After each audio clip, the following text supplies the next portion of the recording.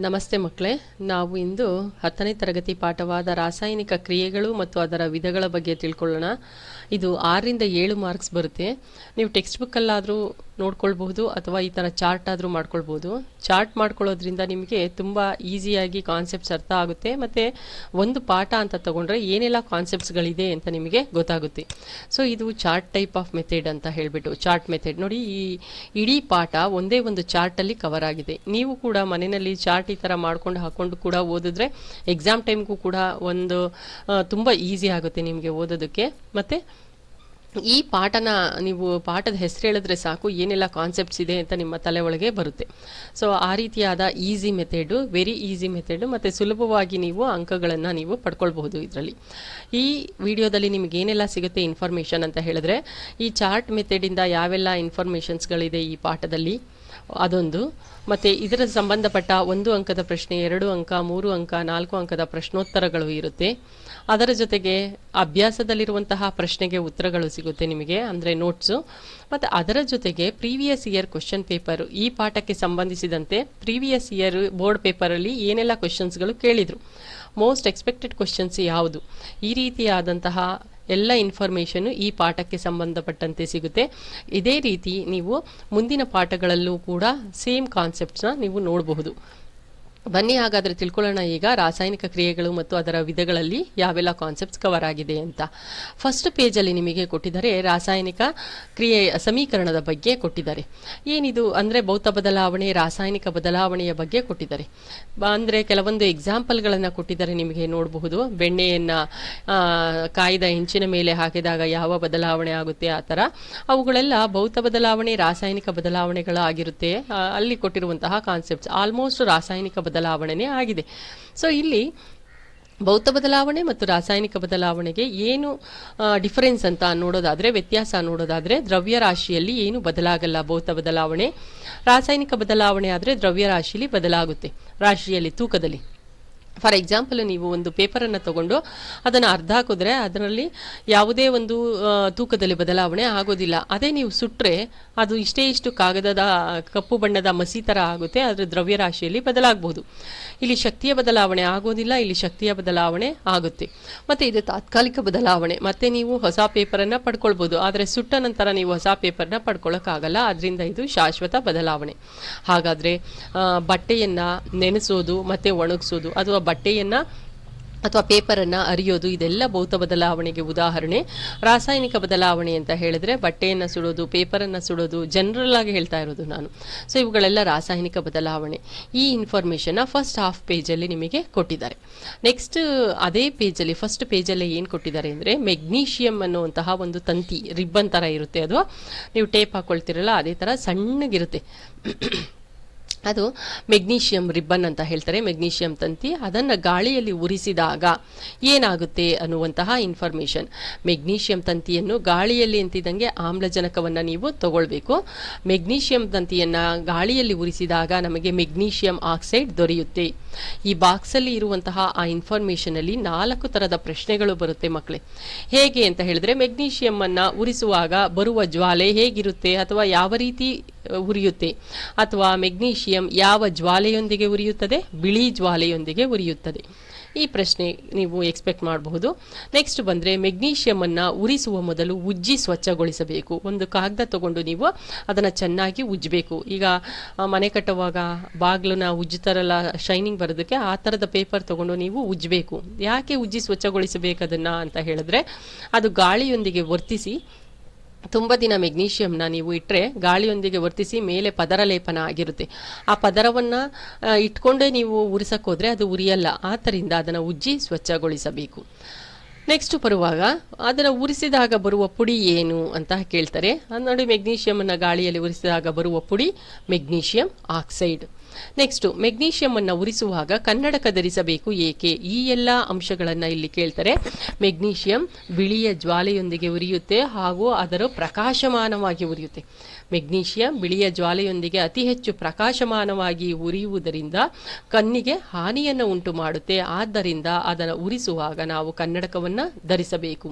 ಅಥವಾ ಮೆಗ್ನೀಷಿಯಂ ಉರಿಯುವಾಗ ಬರಿಗಣ್ಣಿನಲ್ಲಿ ನೋಡಬಾರದು ಏಕೆ, ಏಕೆಂದರೆ ಪ್ರಕಾಶಮಾನವಾಗಿ ಉರಿಯುವುದರಿಂದ ಕಣ್ಣಿಗೆ ಹಾನಿಯುಂಟು ಆಗುತ್ತದೆ. ಆದ್ದರಿಂದ ಉರಿಸುವ ಮೊದಲು ಕನ್ನಡಕ ಧರಿಸಬೇಕು ಅಥವಾ ಬರಿಗಣ್ಣಿನಿಂದ ನಾವು ನೋಡಬಾರದು. ಈ ರೀತಿಯ ಪ್ರಶ್ನೆಗಳನ್ನು ನಾವು ಆ ಮೊದಲನೇ ಪೇಜಿನ ಹಾಫ್ ಪೇಜಲ್ಲಿ ನಾವು ನೋಡಬಹುದು. ಇದಿಷ್ಟು ಮೊದಲನೇ ಪೇಜ್ನ ಕಾನ್ಸೆಪ್ಟ್. ನೋಡಿ, ಈ ಪಾಠದಲ್ಲಿ ನೀವು ಈ ವಿಡಿಯೋನಾದರೂ ನೋಡ್ಬೋದು. ಇದಕ್ಕೆ ಮುಂಚೆ ನಾನು ಮತ್ತೊಂದು ವಿಡಿಯೋವನ್ನು ಮೊದಲೇ ಮಾಡಿದ್ದೀನಿ ಲಾಸ್ಟ್ ಇಯರು. ಅದು ಟೆಕ್ಸ್ಟ್ ಬುಕ್ ಇಟ್ಟೇನೆ ಕೂಡ ಮಾಡಿದ್ದೀನಿ. ಟೆಕ್ಸ್ಟ್ ಬುಕ್ ಪ್ಯಾರಾವೈಸ್ ಸಮೇತ ಟ್ರಿಕ್ಸು ಎಲ್ಲ ಅಲ್ಲಲ್ಲೇ ಹೇಳಿದ್ದೀನಿ. ನೀವು ಅದನ್ನು ನೋಡಿ ನಂತರ ಇದನ್ನು ಕೂಡ ನೋಡಬಹುದು. ಫಸ್ಟ್ ಅದನ್ನು ಒಂದ್ಸಲ ನೋಡಿಕೊಂಡು ಆಮೇಲೆ ಇದನ್ನು ನೋಡಿ ಗೊತ್ತಾಗುತ್ತೆ ಎಲ್ಲ ಕಾನ್ಸೆಪ್ಟ್ ಕವರ್ ಆಗಿದೆಯಾ ಅಂತ. ಈಸಿ ಮೆಥಡ್ ಇದು, ಓದ್ಕೊಳ್ಬೋದು ನೀವು ತುಂಬ ಚೆನ್ನಾಗಿ. ನೆಕ್ಸ್ಟ್ ಬರೋಣ. ಎರಡನೇ ಪೇಜಲ್ಲಿ ಕೊಟ್ಟಿದ್ದಾರೆ ರಾಸಾಯನಿಕ ಕ್ರಿಯೆ ಎಂದು ನಡೆದಿದೆ ಎಂದು ನಿರ್ಧರಿಸುವ ಅಂಶಗಳು ಯಾವುವು. ನೋಡಿ, ಇದೇ ಥರದ ಕ್ವಶನ್ನ ಕೇಳಬೇಕು ಅಂತ ಏನಿಲ್ಲ. ರವಿಯು ಒಂದು ರಾಸಾಯನಿಕ ಕ್ರಿಯೆಯನ್ನು ನಡೆಸುತ್ತಿದ್ದಾನೆ. ಅವನು ತೆಗೆದುಕೊಂಡ ಪ್ರಣಾಳದಲ್ಲಿ ರಾಸಾಯನಿಕ ಕ್ರಿಯೆ ನಡೆದಿದೆ ಎಂದು ಹೇಗೆ ನೀವು ನಿರ್ಧರಿಸುವಿರಿ? ಆಧಾರ ಕೇಳಬಹುದು. ಸೊ ಪ್ರಣಾಳವನ್ನು ನಾವು ಒಂದು ಪ್ರಣಾಳವನ್ನು ತೆಗೆದುಕೊಂಡ್ರೆ ಪ್ರಣಾಳವನ್ನು ಮುಟ್ಟಿ ನೋಡಿದರೆ, ನಾವು ಇಲ್ಲಿ ಮುಟ್ಟಿ ನೋಡಿದರೆ ಬಿಸಿ ಅನುಭವ ಆಗ್ಬೋದು. ಎರಡು ವಸ್ತುಗಳನ್ನು ಮಿಕ್ಸ್ ಮಾಡಿದ ನಂತರ ಮುಟ್ಟಿ ನೋಡಿದಾಗ ಬಿಸಿಯ ಅನುಭವ ಆಗ್ಬೋದು. ಆಗ ಏನಂತ ಹೇಳ್ಬೋದು? ತಾಪದಲ್ಲಿ ಬದಲಾವಣೆ ಆಗಿದೆ. ಮತ್ತು ಇಲ್ಲಿ ಹೊಗೆ ಥರ ಹೋಗ್ಬೋದು. ನಾವೆರಡು ವಸ್ತುವನ್ನು ಆ್ಯಡ್ ಮಾಡಿದಾಗ ಹೊಗೆ ಥರ ಹೋಗ್ಬೋದು. ಹೊಗೆ ಥರ ಹೋಗಿದೆ ಅಂತ ಹೇಳಿದ್ರೆ ಅನಿಲ ಬಿಡುಗಡೆ ಆಗಿದೆ, ಅದನ್ನು ನೋಡಿ ಕ್ರಿಯೆ ನಡೆದಿದೆ ಅಂತ ಹೇಳ್ಬೋದು. ಬಣ್ಣದಲ್ಲಿ ಬದಲಾವಣೆ, ಇಲ್ಲಿ ಹಾಕಿರ್ತೀವಲ್ಲ ವಸ್ತು, ಏನಾದರೂ ಬಣ್ಣದಲ್ಲಿ ಏನಾದರೂ ಇದು ಆ ಎರಡು ವಸ್ತುನ ಹಾಕಿದ ತಕ್ಷಣ ಬಣ್ಣದಲ್ಲಿ ಬದಲಾದರೆ ಆಗ ಅದನ್ನು ನಾವು ಕ್ರಿಯೆ ನಡೆದಿದೆ ಅಂತ ಹೇಳಬಹುದು. ಸ್ಥಿತಿಯಲ್ಲಿ ಬದಲಾವಣೆ ಅಂತ ಹೇಳಿದ್ರೆ ಇಲ್ಲಿ ಈಗ ನಾವು ದ್ರವ ರೂಪದಲ್ಲಿ ತಗೊಂಡ್ರೆ ಅದು ಅನಿಲ ರೂಪಕ್ಕೆ ಪರಿವರ್ತನೆ ಏನಾದರೂ ಆದರೆ ಸ್ಥಿತಿ ಬದಲಾವಣೆ ಅಂದರೆ ಭೌತ ಸ್ಥಿತಿ ಬದಲಾವಣೆ. ಘನದಿಂದ ದ್ರವ, ದ್ರವದಿಂದ ಅನಿಲ, ಈ ರೀತಿ ಬದಲಾದರೆ. ಸೊ ಈ 4 ಅಂಶಗಳನ್ನು ನೋಡಿ ಈ ಪ್ರಣಾಳದಲ್ಲಿ ಕ್ರಿಯೆ ನಡೆದಿದೆ ಅಂತ ನಾವು ನಿರ್ಧರಿಸಬಹುದು. 4 ಅಂಶಗಳನ್ನಾದರೂ ನೋಡಬಹುದು, ಒಂದಾದರೂ ನೋಡಬಹುದು. ಯಾವುದೇ ಒಂದು ಅಂಶದಲ್ಲಿ ನಾವು ಬದಲಾವಣೆಯನ್ನು ನೋಡಿದ್ರೆ ಆಗ ರಾಸಾಯನಿಕ ಕ್ರಿಯೆ ನಡೆದಿದೆ ಅಂತ ಗೊತ್ತಾಗುತ್ತೆ. ಸೊ ಈ ರೀತಿಯ ನಿಮಗೆ ಪ್ರಶ್ನೆಯನ್ನು ಕೇಳ್ತಾರೆ. ರಾಸಾಯನಿಕ ಕ್ರಿಯೆ ನಡೆದಿದೆ ಎಂದು ನಿರ್ಧರಿಸುವ ಅಂಶಗಳು ಯಾವುವು? ಸ್ಥಿತಿ ಬದಲಾವಣೆ, ಬಣ್ಣದಲ್ಲಿ ಬದಲಾವಣೆ, ಅನಿಲ ಬಿಡುಗಡೆ, ತಾಪದಲ್ಲಿ ಬದಲಾವಣೆ. ಇನ್ನು ನೆಕ್ಸ್ಟ್ ಬಂದರೆ ನಿಮಗೆ ರಾಸಾಯನಿಕ ಸಮೀಕರಣ ಎಂದರೇನು ಅಂತ ಕೇಳಿದರೆ, ರಾಸಾಯನಿಕ ಸಮೀಕರಣ ಎಂದರೇನು ಅಂತ ಹೇಳಿ. ಈ ರಾಸಾಯನಿಕ ಸಮೀಕರಣ ಅಂತ ಹೇಳಿದ್ರೆ ಮೊದಲು ಹಿಂದೆ ಪದಗಳಲ್ಲಿ ಬರಿತಾ ಇದ್ರು. ಅಂದರೆ ಮೆಗ್ನೀಷಿಯಂ ಪದಗಳಲ್ಲಿ ಈ ರೀತಿ ಮೆಗ್ನೀಷಿಯಂ ಅಂತ ಹೇಳಿ ಬರೆದು ಮೆಗ್ನೀಷಿಯಂ ಗೊತ್ತಿದೆಯಲ್ಲ ಹೇಗೆ ಬರೆಯೋದು ಅಂತ. ಸೊ ಈ ರೀತಿ ಪದಗಳಲ್ಲಿ ಬರಿತಾ ಇದ್ರು. ಅದರ ಬದಲು ಮೆಗ್ನೀಷಿಯಂಗೆ ಸೂತ್ರಗಳನ್ನು, ಸರಳವಾದ ಸೂತ್ರಗಳನ್ನು ಬಳಸಿ ಕ್ರಿಯೆಯನ್ನು ಅಂದರೆ ಸಮೀಕರಣವನ್ನು ಬರೆಯೋದಕ್ಕೆ ಪ್ರಾರಂಭ ಮಾಡಿದ್ರು. ಈ ರೀತಿ ಸರಳವಾಗಿ ಸೂತ್ರಗಳನ್ನು ಬರೆಸಿ ಸಂಕ್ಷಿಪ್ತ ರೂಪದಲ್ಲಿ ಸಮೀಕರಣವನ್ನು ಬರೆಯೋದನ್ನು ಏನು ಹೇಳ್ತಾರೆ? ರಾಸಾಯನಿಕ ಸಮೀಕರಣ ಅಂತ ಹೇಳ್ತಾರೆ. ನೆಕ್ಸ್ಟ್ ಬಂದರೆ ನಿಮಗೆ ಈ ಎಡಭಾಗದಲ್ಲಿ ಇರುವಂಥದ್ದು ನೋಡಿ, ಇಲ್ಲಿ 2 mg+O2 ಐತಲ್ಲ, ಇದು ಪ್ರತಿವರ್ತಕಗಳು ಅಂತ ಹೇಳ್ತಾರೆ. ಈ ಬಲಭಾಗದಲ್ಲಿ ಅಂದರೆ ಬಾಣದ ಗುರುತಿನ ಬಲಭಾಗದಲ್ಲಿ ಇರೋದನ್ನ ಉತ್ಪನ್ನ ಅಂತ ಹೇಳ್ತಾರೆ. ಬಾಣದ ಗುರುತಿನ ಎಡಭಾಗದಲ್ಲಿರೋದು ಪ್ರತಿವರ್ತಕಗಳು ಅಂತ ಹೇಳ್ತಾರೆ. ಸೊ ಈ ಬಾಣದ ಗುರುತು ಏನನ್ನು ಸೂಚಿಸುತ್ತೆ ಅಂದರೆ ಕ್ರಿಯೆ ನಡೆದ ದಿಕ್ಕನ್ನು ತೋರಿಸುತ್ತೆ. ಕ್ರಿಯೆ ಯಾವ ದಿಕ್ಕಿನಲ್ಲಿ ನಡೀತಾ ಇದೆ ಅಂತ. ಬಾಣದ ಗುರುತು ಈ ರೀತಿ ಇದ್ರೆ ಕ್ರಿಯೆ ಈ ದಿಕ್ಕಿನಲ್ಲಿ ನಡೀತಾ ಇದೆ ಅಂತ. ಬಾಣದ ಗುರುತು ಈ ದಿಕ್ಕಿನಲ್ಲಿ ಇದೆ ಅಂತ ಹೇಳಿದ್ರೆ ಕ್ರಿಯೆ ಈ ದಿಕ್ಕಲ್ಲಿ ನಡೀತಾ ಇದೆ ಅಂತ. ಸೊ ರಾಸಾಯನಿಕ ಕ್ರಿಯೆ ನಡೆಯುವ ದಿಕ್ಕನ್ನು ಇದು ಸೂಚಿಸುತ್ತೆ. ಬಾಣದ ಗುರುತಿನ ಹಿಂಭಾಗದ ವಸ್ತುಗಳು ಪ್ರತಿವರ್ತಕಗಳು, ಬಾಣದ ಗುರುತಿನ ಮುಂಭಾಗದ ವಸ್ತುಗಳೆಲ್ಲ ಉತ್ಪನ್ನಗಳು. ಸೊ ಇದನ್ನು ನೀವು ನೋಡ್ಕೊಂಡಿರಬೇಕು.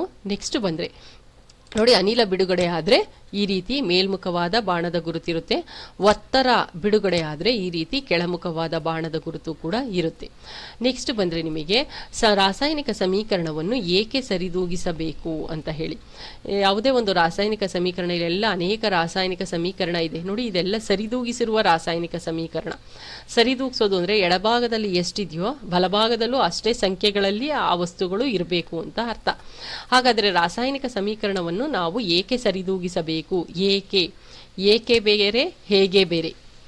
ಸೊ ಏಕೆ ಸರಿದೂಗಿಸಬೇಕು ಅಂತ ಹೇಳಿದ್ರೆ, ನೀವು ಈಗಾಗಲೇ 8, 9ನೇ ತರಗತಿನಲ್ಲಿ ಓದಿದ್ದೀರಾ ರಾಶಿ ಸಂರಕ್ಷಣಾ ನಿಯಮ ಅಂತ ಹೇಳಿ. ಏನಿದು ರಾಶಿ ಸಂರಕ್ಷಣಾ ನಿಯಮ ಅಂತ ಹೇಳಿದ್ರೆ ನೋಡಿ, ಬಾಣದ ಗುರುತಿನ ಹಿಂಭಾಗದಲ್ಲಿ ಪ್ರತಿವರ್ತಕಗಳು ಎಷ್ಟಿರುತ್ತೋ ಉತ್ಪನ್ನಗಳ ಸಂಖ್ಯೆನೂ ಕೂಡ ಅಷ್ಟೇ ಇರಬೇಕು. ರಾಶಿಯನ್ನು ಸೃಷ್ಟಿಸೋದಕ್ಕೆ ಆಗಲಿ ನಾಶಪಡಿಸೋದಕ್ಕೆ ಆಗಲಿ ನಾವು ಆಗೋದಿಲ್ಲ. ಎಡಭಾಗದಲ್ಲಿರೋದು ಪ್ರತಿವರ್ತಕದಲ್ಲಿ ಎಷ್ಟು ಸಂಖ್ಯೆಯಲ್ಲಿ ಇರುತ್ತೆ, ಬಲಭಾಗದಲ್ಲೂ ಕೂಡ ಅಷ್ಟೇ ಸಂಖ್ಯೆಯಲ್ಲಿ ಇರಬೇಕು. ಅದನ್ನೇ ನಾವು ರಾಶಿ ಸಂರಕ್ಷಣಾ ನಿಯಮ ಅಂತ ಹೇಳೋದು. ಆದ್ದರಿಂದ ನಾವು ರಾಶಿ ಸಂರಕ್ಷಣಾ ನಿಯಮದ ಪ್ರಕಾರ ಸೃಷ್ಟಿಸೋದಕ್ಕೂ ಆಗೋದಿಲ್ಲ, ಲಯಗೊಳಿಸೋದಕ್ಕೂ ಆಗೋದಿಲ್ಲ. ಆದ್ದರಿಂದ ನಾವು ಸಮೀಕರಣವನ್ನು ಸರಿದೂಗಿಸಬೇಕು, ಆ ರೀತಿ ಹೇಳಬಹುದು. ನೆಕ್ಸ್ಟ್ ಬಂದರೆ ನಿಮಗೆ ಪ್ರಮಾದ ಪ್ರಯತ್ನ ವಿಧಾನ ಎಂದರೇನು ಅಂತ ಕೇಳ್ಬೋದು. ರಾಸಾಯನಿಕ ಸಮೀಕರಣವನ್ನು ಸರಿದೂಗಿಸುವಂತಹ ವಿಧಾನವನ್ನು ಪ್ರಮಾದ ಪ್ರಯತ್ನ ವಿಧಾನ. ಇದೆಲ್ಲ ನೋಡಿ, ರಾಸಾಯನಿಕ ಸಮೀಕರಣ ಏನು ಮಾಡಿದ್ದಾರೆ, ಸರಿದೂಗಿಸಿದ್ದಾರೆ. ಇಂತಹ ರಾಸಾಯನಿಕ ಸಮೀಕರಣವನ್ನು ಸರಿದೂಗಿಸುವಂತಹ ಈ ವಿಧಾನವನ್ನು ಏನು ಹೇಳ್ತಾರೆ, ಪ್ರಮಾದ ಪ್ರಯತ್ನ ವಿಧಾನ ಅಂತ ಹೇಳ್ತಾರೆ. ನೆಕ್ಸ್ಟ್ ಬಂದರೆ ಭೌತ ಸ್ಥಿತಿಗಳನ್ನು ಕೊಟ್ಟಿದ್ದಾರೆ.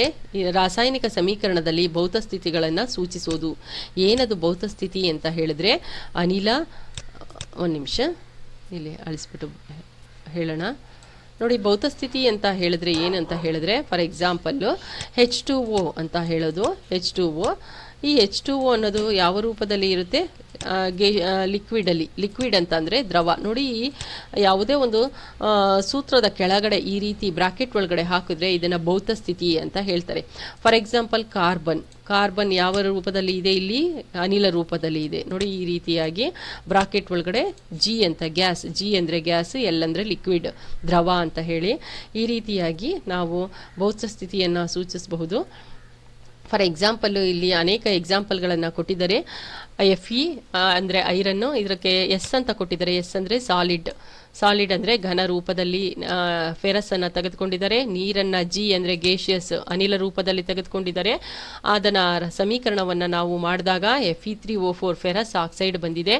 ಅದು ಕೂಡ S ಘನ ರೂಪದಲ್ಲಿ ಇದೆ. ಹೈಡ್ರೋಜನ್ನು ಗೇಷಿಯಸ್ ಅನಿಲ ರೂಪದಲ್ಲಿ ಇದೆ. ಈ ರೀತಿಯಾಗಿ ಇಲ್ಲಿ ನೀವು ನೋಡಬಹುದು. ಎಸ್ ಅಂದರೆ ಘನಸ್ಥಿತಿ, ಎಲ್ ಅಂದರೆ ದ್ರವ, G ಅಂದರೆ ಅನಿಲ, AQ ಅಂದರೆ ಜಲೀಯ ದ್ರಾವಣ ಅಂತ ಹೇಳಿ. ಸೊ ಈ ರೀತಿಯ ಸ್ಥಿತಿಯನ್ನು ಯಾವುದೇ ಒಂದು ಸೂತ್ರದ ಕೆಳಗಡೆ ಬರೆಯೋದನ್ನು ನಾವು ಏನು ಹೇಳ್ತೀವಿ, ಭೌತ ಸ್ಥಿತಿ ಅಂತ ಹೇಳ್ತೀವಿ. 3 ರೀತಿಯ ಭೌತ ಸ್ಥಿತಿಗಳ ಬಗ್ಗೆ ಉದಾಹರಣೆಗಳನ್ನು ಅವರು ಕೊಟ್ಟಿದ್ದಾರೆ. ಆ ಉದಾಹರಣೆಗಳನ್ನು ನಾನಿಲ್ಲಿ ಬರೆದಿದ್ದೀನಿ. ಇಲ್ಲಿ ನೋಡ್ಬೋದು, ಇಲ್ಲಿ ಒಂದು ಉದಾಹರಣೆಯನ್ನು ಬರೆದಿದ್ದೀನಿ, ಇಲ್ಲಿ 2 ಉದಾಹರಣೆಗಳನ್ನು ನಾನು ಬರೆದಿದ್ದೀನಿ. ನೋಡ್ಬೋದು, ಇದು ಟೆಕ್ಸ್ಟ್ ಬುಕ್ಕಲ್ಲಿ ಕೊಟ್ಟಿರುವಂಥದ್ದು. ಭೌತ ಸ್ಥಿತಿಯ ಬಗ್ಗೆ 3 ಉದಾಹರಣೆ ಕೊಟ್ಟಿದ್ದಾರೆ. ಈ 3 ಉದಾಹರಣೆಯನ್ನು ಅವರು ಕೇಳಿ ಇದರ ಭೌತ ಸ್ಥಿತಿಯನ್ನು ಬರೀರಿ ಅಂತ ಕೂಡ ನಿಮಗೆ ಹೇಳಬಹುದು. ಆದ್ದರಿಂದ ಈ 3 ಸಮೀಕರಣದ ಭೌತ ಸ್ಥಿತಿಯನ್ನು ನೀವು ಏನು ಮಾಡಬೇಕು, ಬರೆದು ಪ್ರಾಕ್ಟೀಸ್ ಮಾಡಬೇಕು. ನೆಕ್ಸ್ಟ್ ಬಂದರೆ ಇದಿಷ್ಟು ನಿಮಗೆ 2 ರಿಂದ 3 ಪೇಜ್ ಒಳಗಡೆ ಈ ಕಾನ್ಸೆಪ್ಟ್ಸ್ಗಳು ಕವರ್ ಆಗಿದೆ. ನೆಕ್ಸ್ಟ್ ನಿಮಗೆ ರಾಶಿ ಸಂರಕ್ಷಣಾ ನಿಯಮ ಎಂದರೇನು, ಇಲ್ಲ ಆಲ್ರೆಡಿ ಹೇಳಿದೆ ನಾನು. ಏಕೆ ನಾವು ರಾಸಾಯನಿಕ ಸಮೀಕರಣವನ್ನು ಸರಿದೂಗಿಸಬೇಕು ಅಂತ ಹೇಳಿದೆ. ರಾಶಿ ಸಂರಕ್ಷಣಾ ನಿಯಮವೇ ಸರಿದೂಗಿಸೋದಕ್ಕೆ ಕಾರಣ. ಹಾಗಾಗಿ ಅವರು ರಾಶಿ ಸಂರಕ್ಷಣಾ ನಿಯಮ ಎಂದರೇನು ಅಂತ ಡೈರೆಕ್ಟಾಗಿ ಆದರೂ ಕೇಳಬಹುದು, ಅಥವಾ ಇಂಡೈರೆಕ್ಟ್ ಆಗಿ ನಾವು ರಾಸಾಯನಿಕ ಸಮೀಕರಣವನ್ನು ಹೇಗೆ ಸರಿದೂಗಿಸಬೇಕು, ಏಕೆ ಸರಿದೂಗಿಸಬೇಕು ಅಂತ ಕೇಳಬಹುದು. ಸೊ ರಾಶಿ ಸಂರಕ್ಷಣಾ ನಿಯಮ ಎಂದರೇನು ಅಥವಾ ರಾಶಿ ಸಂರಕ್ಷಣಾ ನಿಯಮವನ್ನು ನಿರೂಪಿಸಿ ಅಂತ ನೆಕ್ಸ್ಟ್ ಏನಾದರೂ ಕೇಳಿದ್ರೆ ಇಲ್ಲಿ ಕಾನ್ಸೆಪ್ಟ್ ಇದೆ. ಅದು ರಾಶಿಯನ್ನು ಸೃಷ್ಟಿಸುವುದಕ್ಕೂ ಆಗುವುದಿಲ್ಲ, ನಾಶಪಡಿಸುವುದಕ್ಕೂ ಸಾಧ್ಯವಿಲ್ಲ. ಉತ್ಪನ್ನದ ರಾಶಿಯು ಪ್ರತಿವರ್ತಕದ ರಾಶಿಗೆ ಸಮನಾಗಿರುತ್ತದೆ. ಇದೇ ರಾಶಿ ಸಂರಕ್ಷಣಾ ನಿಯಮ. ನೆಕ್ಸ್ಟ್ ಬಂದರೆ ನಿಮಗೆ ರಾಸಾಯನಿಕ ಕ್ರಿಯೆಯ ವಿಧಗಳ ಬಗ್ಗೆ ಕೊಟ್ಟಿದ್ದಾರೆ. 4 ರಾಸಾಯನಿಕ ಕ್ರಿಯೆಯ ವಿಧಗಳಿದೆ. ಈ 4 ವಿಧಗಳಲ್ಲಿ ಒಂದು ನಿಮಗೆ ಖಂಡಿತ ಎಕ್ಸಾಮಲ್ಲಿ ಕೊಡ್ತಾರೆ. ಸೊ ರಾಸಾಯನಿಕ ಕ್ರಿಯೆಯ ವಿಧಗಳು ಯಾವುವು ಅಂತ ನಾವು ನೋಡೋದಾದರೆ, ರಾಸಾಯನಿಕ ಸಂಯೋಗ, ರಾಸಾಯನಿಕ ವಿಭಜನೆ, ರಾಸಾಯನಿಕ ಸ್ಥಾನಪಲ್ಲಟ, ರಾಸಾಯನಿಕ ದ್ವಿಸ್ಥಾನಪಲ್ಲಟ ಅಂತ ಹೇಳಿ. ಮೊದಲನೇದು ರಾಸಾಯನಿಕ ಸಂಯೋಗ. ಈ 4 ಕ್ರಿಯೆಯ ಉದಾಹರಣೆಗಳು ಕೂಡ ನೀವು ಕಲ್ತ್ಕೊಳ್ಬೇಕು, ಎಂದರೇನು ಅಂತ ಕೂಡ ಕಲ್ತ್ಕೊಳ್ಬೇಕು. ತುಂಬ ಇಂಪಾರ್ಟೆಂಟು ಇದು. ರಾಸಾಯನಿಕ ಕ್ರಿಯೆಯಲ್ಲಿ ಎಷ್ಟು ವಿಧ ಇದೆ? 4 ವಿಧ ಇದೆ. ರಾಸಾಯನಿಕ ಸಂಯೋಗ ಮೊದಲನೇದು. ಸೊ ರಾಸಾಯನಿಕ ಸಂಯೋಗ ಅಂತ ಹೇಳಿದ್ರೆ 2 ಅಥವಾ 2ಕ್ಕಿಂತ ಹೆಚ್ಚು ವಸ್ತುಗಳು ಸಂಯೋಗಗೊಂಡು ಒಂದೇ ಒಂದು ಉತ್ಪನ್ನ ಆಗಿರುವಂಥದ್ದು. ನೋಡಿ, ಇಲ್ಲೊಂದು ವಸ್ತು ಇದೆ, ಮತ್ತೆ ಇಲ್ಲೊಂದು ವಸ್ತು ಇದೆ, ಬಾಣದ ಗುರುತಿನ ಹಿಂದೆ ಇರುವಂಥದ್ದು. ಇವೆರಡು ಸಂಯೋಗಗೊಂಡು ಏನಾಗಿದೆ, ಒಂದೇ ಒಂದು ವಸ್ತು ಆಗಿದೆ ಅಂತ ಹೇಳಿ. ಈ 2 ವಸ್ತುಗಳು ಸಂಯೋಗಗೊಂಡು ಏನಾಗಿದೆ, ಒಂದೇ ವಸ್ತು ಆಗಿರುವಂಥದ್ದು. ಇದನ್ನು ಪ್ರತಿವರ್ತಕಗಳು ಅಂತಾರೆ, ಇದನ್ನು ಉತ್ಪನ್ನ ಅಂತ ಹೇಳ್ತಾರೆ. ಪ್ರತಿವರ್ತಕಗಳು 2 ಅಥವಾ 2ಕ್ಕಿಂತ ಹೆಚ್ಚು ಪ್ರತಿವರ್ತಕಗಳು ಸಂಯೋಗ ಅಂತ ಹೆಸರೇ ಹೇಳ್ತಾ ಇದೆ. ಹೊಂದಿಕೊಂಡು ಅಂದರೆ ಒಟ್ಟಿಗೆ ಕೂಡಿಕೊಂಡು ಒಂದೇ ಒಂದು ವಸ್ತು ಆಗೋದನ್ನು ಏನಂತ ಹೇಳ್ತಾವ್ರೆ, ರಾಸಾಯನಿಕ ಸಂಯೋಗ. ಅದನ್ನು ನೀವು ಬಹಳ ಬೈ ಹರ್ಟ್ ಆದರೂ ಮಾಡಿ ಅರ್ಥನಾದರೂ ಮಾಡ್ಕೊಳ್ಬೋದು. 2 ಅಥವಾ 2ಕ್ಕಿಂತ ಹೆಚ್ಚು ವಸ್ತುಗಳು ಸಂಯೋಗಗೊಂಡು ಒಂದು ವಸ್ತು ಆಗುವುದನ್ನು ಏನಂತ ಹೇಳ್ತಾರೆ? ರಾಸಾಯನಿಕ ಸಂಯೋಗ ಎಂದು ಕರೆಯುತ್ತಾರೆ. ಉದಾಹರಣೆ C+O2 CO2 ಅಥವಾ H2+O2 H2O. ಇಲ್ಲಿ ಬರ್ದಿದ್ದೀನಿ ಉದಾಹರಣೆ, ಅಲ್ಲಿ ಟೆಕ್ಸ್ಟ್ ಬುಕ್ಕಲ್ಲಿ ಕೊಟ್ಟಿರುವಂತಹ ಉದಾಹರಣೆಗಳನ್ನೇ ಕೂಡ ನಾನು ತೆಗೆದುಕೊಂಡಿದ್ದೀನಿ, ನೀವು ಅದೇ ಕಲ್ತ್ಕೊಳ್ಬಹುದು. ಅಥವಾ ಅವ್ರು ಈ ರೀತಿನೂ ಕೇಳಬಹುದು, C+O2 ಬಾಣದ ಗುರುತು CO2. ಸೊ ಈ ರೀತಿಯಾಗಾದರೂ ಅವರು CO2 ನೋಡಿ, ಇಲ್ಲಿ ಇದು ಯಾವ ರಾಸಾಯನಿಕ ಕ್ರಿಯೆಯ ವಿಧ ಅಂತ ಕೇಳ್ತಾರೆ. ಈ ರೀತಿಯ ಸಮೀಕರಣ ಕೊಟ್ಬಿಟ್ಟು ಈ ಕೆಳಗಿನವುಗಳಲ್ಲಿ ರಾಸಾಯನಿಕ ಕ್ರಿಯೆಯ ವಿಧವನ್ನು ಹೆಸರಿಸಿ ಅಂತ ಹೇಳ್ತಾರೆ. ನೀವು ಕರೆಕ್ಟಾಗಿ ನೋಡೋದಾದರೆ ನೋಡಿ, ಇಲ್ಲಿ 2 ಪ್ರತಿವರ್ತಕ ಇದೆ, ಇಲ್ಲಿ ಒಂದೇ ಉತ್ಪನ್ನ ಇದೆ, ಹಾಗಾದರೆ ಇದು ರಾಸಾಯನಿಕ ಸಂಯೋಗ ಅಂತ ನೀವು ಹೇಳಬಹುದು. ಇನ್ನು ನೆಕ್ಸ್ಟ್ ಬಂದರೆ ನಿಮಗೆ 2ನೇ ರಾಸಾಯನಿಕ ಕ್ರಿಯೆಯ ವಿಧ ಅಂದರೆ ರಾಸಾಯನಿಕ ವಿಭಜನೆ. ಈ ರಾಸಾಯನಿಕ ವಿಭಜನೆ ಅಂದರೆ ಇದರ ಎಕ್ಸಾಕ್ಟ್ ಆಪೋಸಿಟ್ ನೋಡಿ. ಎಕ್ಸಾಕ್ಟ್ ಆಪೋಸಿಟ್ ಅಂತ ಹೇಳಿದ್ರೆ ಇಲ್ಲಿ CO2 ನಾನು ಬರ್ಕೊಳ್ತೀನಿ. ಈ CO2 ಬರ್ಕೊಂಡು ನಂತರ ಅದಕ್ಕೆ ಉಷ್ಣವನ್ನು ನಾನು ನೀಡಿದಾಗ ಅಥವಾ ಕ್ರಿಯೆಯನ್ನು ನಾನು ನಡೆಸಿದಾಗ ಏನಾಗುತ್ತೆ? ಅದು ವಿಭಜನೆಗೊಳ್ಳುತ್ತೆ. ಅಂದರೆ ಒಂದೇ ಒಂದು ವಸ್ತು ವಿಭಜನೆಗೊಂಡು ಎಷ್ಟು ವಸ್ತು ಆಗಿದೆ? 2 ವಸ್ತು ಆಗಿದೆ. ಹೆಸರೇ ಹೇಳ್ತಾ ಇದೆ ವಿಭಜನೆ, ವಿಭಾಗ ಆಗೋದು ಅಂತ. ಒಂದು ಪ್ರತಿವರ್ತಕವು ವಿಭಾಗಗೊಂಡು 2 ವಸ್ತು ಆಗೋದನ್ನು ರಾಸಾಯನಿಕ ವಿಭಜನೆ ಅಂತ ಹೇಳ್ತಾರೆ. ಸೊ ಒಂದು ಪ್ರತಿವರ್ತಕವು ವಿಭಜನೆಗೊಂಡು 2 ಉತ್ಪನ್ನವಾಗುವ ಕ್ರಿಯೆಗೆ ರಾಸಾಯನಿಕ ವಿಭಜನೆ ಎನ್ನುವರು. ಇದರ ಎಕ್ಸಾಕ್ಟ್ ಆಪೋಸಿಟ್ ನೋಡಿ, 2 ಇರೋದು ಒಟ್ಟುಗೂಡಿ ಒಂದಾಗಿದೆ ಸಂಯೋಗ, ಒಂದಿರೋದು ವಿಭಜನೆಗೊಂಡು 2 ಆಗಿದೆ, ಇದು ರಾಸಾಯನಿಕ ವಿಭಜನೆ. ಎಕ್ಸಾಕ್ಟ್ಲಿ ಆಪೋಸಿಟ್ ಇದು. ನೆಕ್ಸ್ಟ್ ಬಂದರೆ ನಿಮಗೆ ರಾಸಾಯನಿಕ ಸ್ಥಾನಪಲ್ಲಟ. ಅಂದರೆ ರಾಸಾಯನಿಕ ಸ್ಥಾನಪಲ್ಲಟ ಅಂದ್ರೇನು ಅಂತ ಒಂದು ಎಕ್ಸಾಂಪಲ್ನ ನಾನು ಬರೆದು ತೋರಿಸಿ ಹೇಳ್ತೀನಿ. ಇದು ತುಂಬ ಇಂಪಾರ್ಟೆಂಟು. ರಾಸಾಯನಿಕ ಸ್ಥಾನಪಲ್ಲಟ ಈ ವರ್ಷ ಕೂಡ ಎಕ್ಸಾಮಲ್ಲಿ ಕೇಳಿದರು. ಏನು ಅಂತ ಹೇಳಿದ್ರೆ, ಒಂದು ವಸ್ತುವನ್ನು ನಾನು ತೆಗೆದುಕೊಳ್ತಾ ಇದ್ದೀನಿ. ಆ ವಸ್ತು ಯಾವುದು ಅಂದರೆ ಐರನ್ನನ್ನು ತಗೊಳ್ತಾ ಇದ್ದೀನಿ. ಅದರ ಜೊತೆಗೆ ಕಾಪರ್ ಸಲ್ಫೇಟ್, ತಾಮ್ರದ ಸಲ್ಫೇಟ್ಗೆ ಹಾಕ್ತಾ ಇದ್ದೀನಿ. ಐರನ್ನ ಎಲ್ಲಿಗೆ ಹಾಕ್ತಾ ಇದ್ದೀನಿ? ತಾಮ್ರದ ಸಲ್ಫೇಟ್ ದ್ರಾವಣಕ್ಕೆ ಹಾಕ್ತಾ ಇದ್ದೀನಿ. ಈ ತಾಮ್ರ ಯಾವುದ್ರ ಜೊತೆ ಇದೆ? ಸಲ್ಫೇಟ್ ಜೊತೆ ಇದೆ. ಈ ತಾಮ್ರವನ್ನು ಹೋಲಿಸಿದ್ರೆ ಕಬ್ಬಿಣ ತುಂಬ ಹೆಚ್ಚು ಕ್ರಿಯಾಶೀಲ. ನೀವು ಕ್ರಿಯಾಶೀಲತೆಯ ಸರಣಿಯನ್ನು ಮುಂದೆ ಓದ್ತೀರಾ, ಆ ಸರಣಿಯ ಪ್ರಕಾರ ನೀವು ನೋಡಿದ್ರೆ ತಾಮ್ರಕ್ಕಿಂತ ಹೆಚ್ಚು ಕ್ರಿಯಾಶೀಲ ಯಾವುದು? ಕಬ್ಬಿಣ. ನೀವು ಕ್ಲಾಸಲ್ಲೂ ಅಷ್ಟೇ ನೋಡಿರ್ಬೋದು, ಹೆಚ್ಚು ಕ್ರಿಯಾಶೀಲತೆ ಯಾರಿರ್ತಾರೆ ಅವ್ರು ಮುಂದುವರ್ಕೊಂಡು ಹೋಗ್ತಾರೆ. ಸೊ ಇವೆರಡನ್ನೂ ಕೂಡಿಸಿದಾಗ ಏನಾಗುತ್ತೆ ಅಂತ ಹೇಳಿದ್ರೆ, ಈ ತಾಮ್ರವನ್ನು ತನ್ನ ಸ್ಥಾನದಿಂದ ಪಲ್ಲಟಗೊಳಿಸುತ್ತೆ. ಯಾವುದು? Fe ಏನು ಮಾಡುತ್ತೆ? ತಾಮ್ರವನ್ನು ತನ್ನ ಸ್ಥಾನದಿಂದ ಪಲ್ಲಟಗೊಳಿಸಿ ಯಾವುದರ ಜೊತೆ ಸೇರ್ಕೊಳ್ತಾ ಇದೆ? ಸಲ್ಫೇಟ್ ಜೊತೆ ಸೇರಿಕೊಂಡು ತಾಮ್ರವನ್ನು ಹೊರದೂಡ್ತಾ ಇದೆ. ನೋಡಿ, ಇಲ್ಲಿ ತಾಮ್ರವನ್ನು ಹೊರ ಹಾಕ್ತಾ ಇದೆ. ತಾಮ್ರವನ್ನು ಹೊರ ಹಾಕಿ ಯಾವುದು ಬಂದು ಸೇರ್ಕೊಳ್ತಾ ಇದೆ? Fe ಬಂದು ಸಲ್ಫೇಟ್ ಜೊತೆ ಸೇರ್ಕೊಳ್ತಾ ಇದೆ. ಇದೇ ಸ್ಥಾನ ಪಲ್ಲಟ ಕ್ರಿಯೆ. ಅಂದರೆ ಹೆಚ್ಚು ಕ್ರಿಯಾಶೀಲ ಧಾತುವು ಕಡಿಮೆ ಕ್ರಿಯಾಶೀಲ ಧಾತುವನ್ನು ತನ್ನ ಸ್ಥಾನದಿಂದ ಪಲ್ಲಟಗೊಳಿಸುವ ಕ್ರಿಯೆಯನ್ನು ಸ್ಥಾನ ಪಲ್ಲಟ ಕ್ರಿಯೆ ಅಂತ ಹೇಳ್ತಾರೆ. ಇದು ತುಂಬ ಇಂಪಾರ್ಟೆಂಟು. ಇದಕ್ಕೆ ಉದಾಹರಣೆ ಕೊಡಿ ಅಂತ ಹೇಳಿದ್ರೆ ಇದನ್ನು ಉದಾಹರಣೆ ಕೊಡ್ಬೋದು. 3 ಉದಾಹರಣೆಗಳನ್ನು ಅವರೇ ಕೊಟ್ಟಿದ್ದಾರೆ ಇದರಲ್ಲಿ ಟೆಕ್ಸ್ಟ್ ಬುಕ್ಕಲ್ಲಿ. ನೀವು ಈ 3 ಉದಾಹರಣೆಗಳನ್ನು ಕಲ್ತ್ಕೊಳ್ಬಹುದು ಅಥವಾ ಒಂದು ಉದಾಹರಣೆಯಾದರೂ ಕಲೀರಿ. ಹೆಚ್ಚು ಕ್ರಿಯಾಶೀಲ ಧಾತುವು ಕಡಿಮೆ ಕ್ರಿಯಾಶೀಲ ಧಾತುವನ್ನು ತನ್ನ ಸ್ಥಾನದಿಂದ ಪಲ್ಲಟಗೊಳಿಸುವ ಕ್ರಿಯೆ. ನೆಕ್ಸ್ಟ್ ಬಂದರೆ ರಾಸಾಯನಿಕ ದ್ವಿಸ್ಥಾನ ಪಲ್ಲಟ. ನೆಕ್ಸ್ಟ್ ಇರೋವಂಥದ್ದು ರಾಸಾಯನಿಕ ದ್ವಿಸ್ಥಾನ ಪಲ್ಲಟ.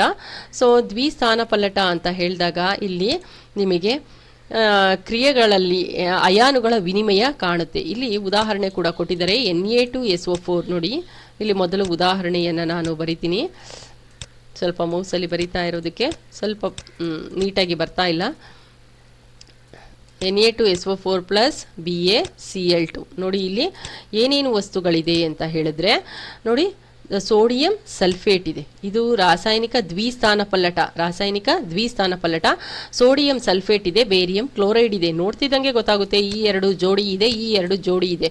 ಇವೆರಡನ್ನ ನಾವು ಕೂಡಿಸಿದ್ರೆ ಬಾಣದ ಗುರುತು ಆದಮೇಲೆ ರಾಸಾಯನಿಕ ಸಮೀಕರಣದಲ್ಲಿ ಏನಾಗುತ್ತೆ? ಒಳಗಡೆ ಇರೋದು ಒಂದಾಗುತ್ತೆ, ಹೊರಗಡೆ ಇರೋದು ಒಂದಾಗುತ್ತೆ. ಅಂದರೆ BaSO4 ಆಗಿಬಿಡುತ್ತೆ. ಅವೆರಡನ್ನೂ ನಾವು ಮಿಕ್ಸ್ ಮಾಡಿದ ತಕ್ಷಣ ಏನಾಯಿತು? ಇದರಲ್ಲಿರುವಂತಹ BA ಬಂದು ಇದರಲ್ಲಿರುವಂತಹ SO4 ಜೊತೆ ಸೇರ್ಕೊಳ್ತಾ ಇದೆ. ಪ್ಲಸ್ ಇಲ್ಲಿರುವಂತಹ Na ಬಂದು ಅಲ್ಲಿರುವಂತಹ Cl ಜೊತೆ ಸೇರ್ಕೊಳ್ತಾ ಇದೆ, NaCl. ಗೊತ್ತಾಯ್ತಾ? ನೋಡಿ, ಇವೆರಡು ಒಳಗಡೆ ಇರುವಂಥದ್ದು, ಹೊರಗಡೆ ಇರುವಂಥದ್ದು ಒಟ್ಟಿಗೆ ಬಂದು ಸೇರ್ಕೊಳ್ತಾ ಇದೆ.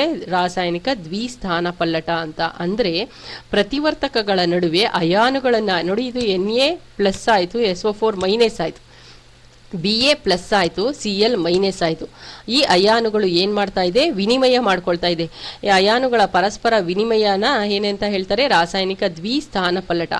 ಯಾವ ಕ್ರಿಯೆಯಲ್ಲಿ ಪ್ರತಿವರ್ತಕಗಳ, ಇವೆರಡು ಪ್ರತಿವರ್ತಕ, ಈ ಪ್ರತಿವರ್ತಕಗಳ ನಡುವೆ ಅಯಾನುಗಳ ವಿನಿಮಯ ನಡೆಯುತ್ತೆ, ಇವುಗಳನ್ನು ಏನು ಹೇಳ್ತಾರೆ, ರಾಸಾಯನಿಕ ದ್ವಿಸ್ಥಾನ ಪಲ್ಲಟ. ಸ್ಥಾನ ಪಲ್ಲಟ ಮತ್ತು ದ್ವಿಸ್ಥಾನ ಪಲ್ಲಟ ತುಂಬ ಇಂಪಾರ್ಟೆಂಟು, ನೋಡ್ಕೊಳ್ಳಿ.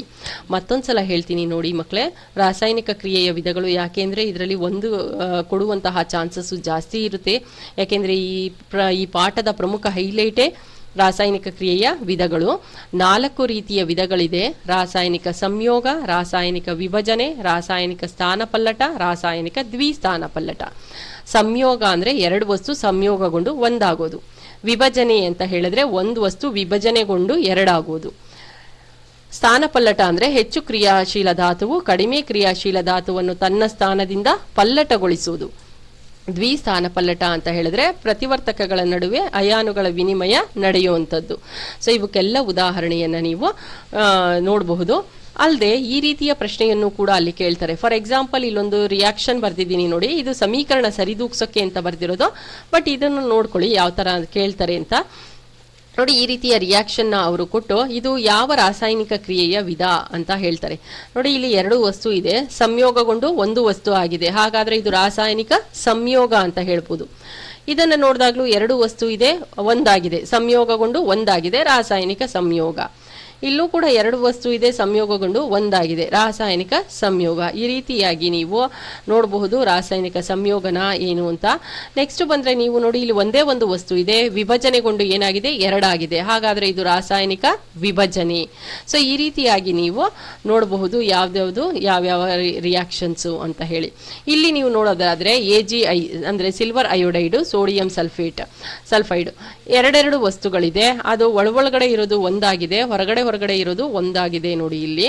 ಸೊ ಇದು ರಾಸಾಯನಿಕ ದ್ವಿಸ್ಥಾನ ಪಲ್ಲಟ. ನೀವೇ ನೋಡ್ಕೊಳ್ಬಹುದು ಸ್ಥಾನ ಪಲ್ಲಟನ ದ್ವಿಸ್ಥಾನ ಪಲ್ಲಟನ ಯಾವುದು ಅಂತ ನೋಡಿ. ಇಲ್ಲಿ ಕಬ್ಬಿಣ ಮತ್ತು ಹೈಡ್ರೋಜನ್ ನೀರು ಸೇರಿಸಿದರೆ ನೋಡಿ, ಹೈಡ್ರೋಜನ್ ಅನ್ನ ಹೊರಗಡೆ ಕಳಿಸಿ ಏನ್ ಸೇರ್ಕೊಳ್ತಾ ಇದೆ, ಬಂದು Fe ಸೇರ್ಕೊಳ್ತಾ ಇದೆ. ಇದನ್ನ ಸ್ಥಾನ ಪಲ್ಲಟ ಅಂತ ಕೂಡ ನಾವು ಹೇಳಬಹುದು.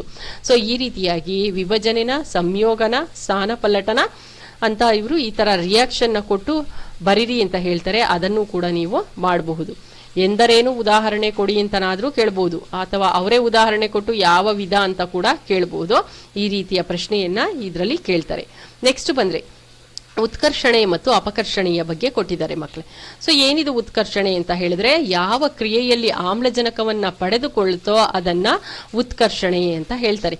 ಫಾರ್ ಎಕ್ಸಾಂಪಲ್ ನೋಡಿ, ಇಲ್ಲಿ 2 Cu+O2 ಕಾಪರ್ ಇತ್ತು, ತಾಮ್ರ ಇತ್ತು, ಆಮ್ಲಜನಕವನ್ನ ತಗೊಳ್ತಾ ಇದೆ.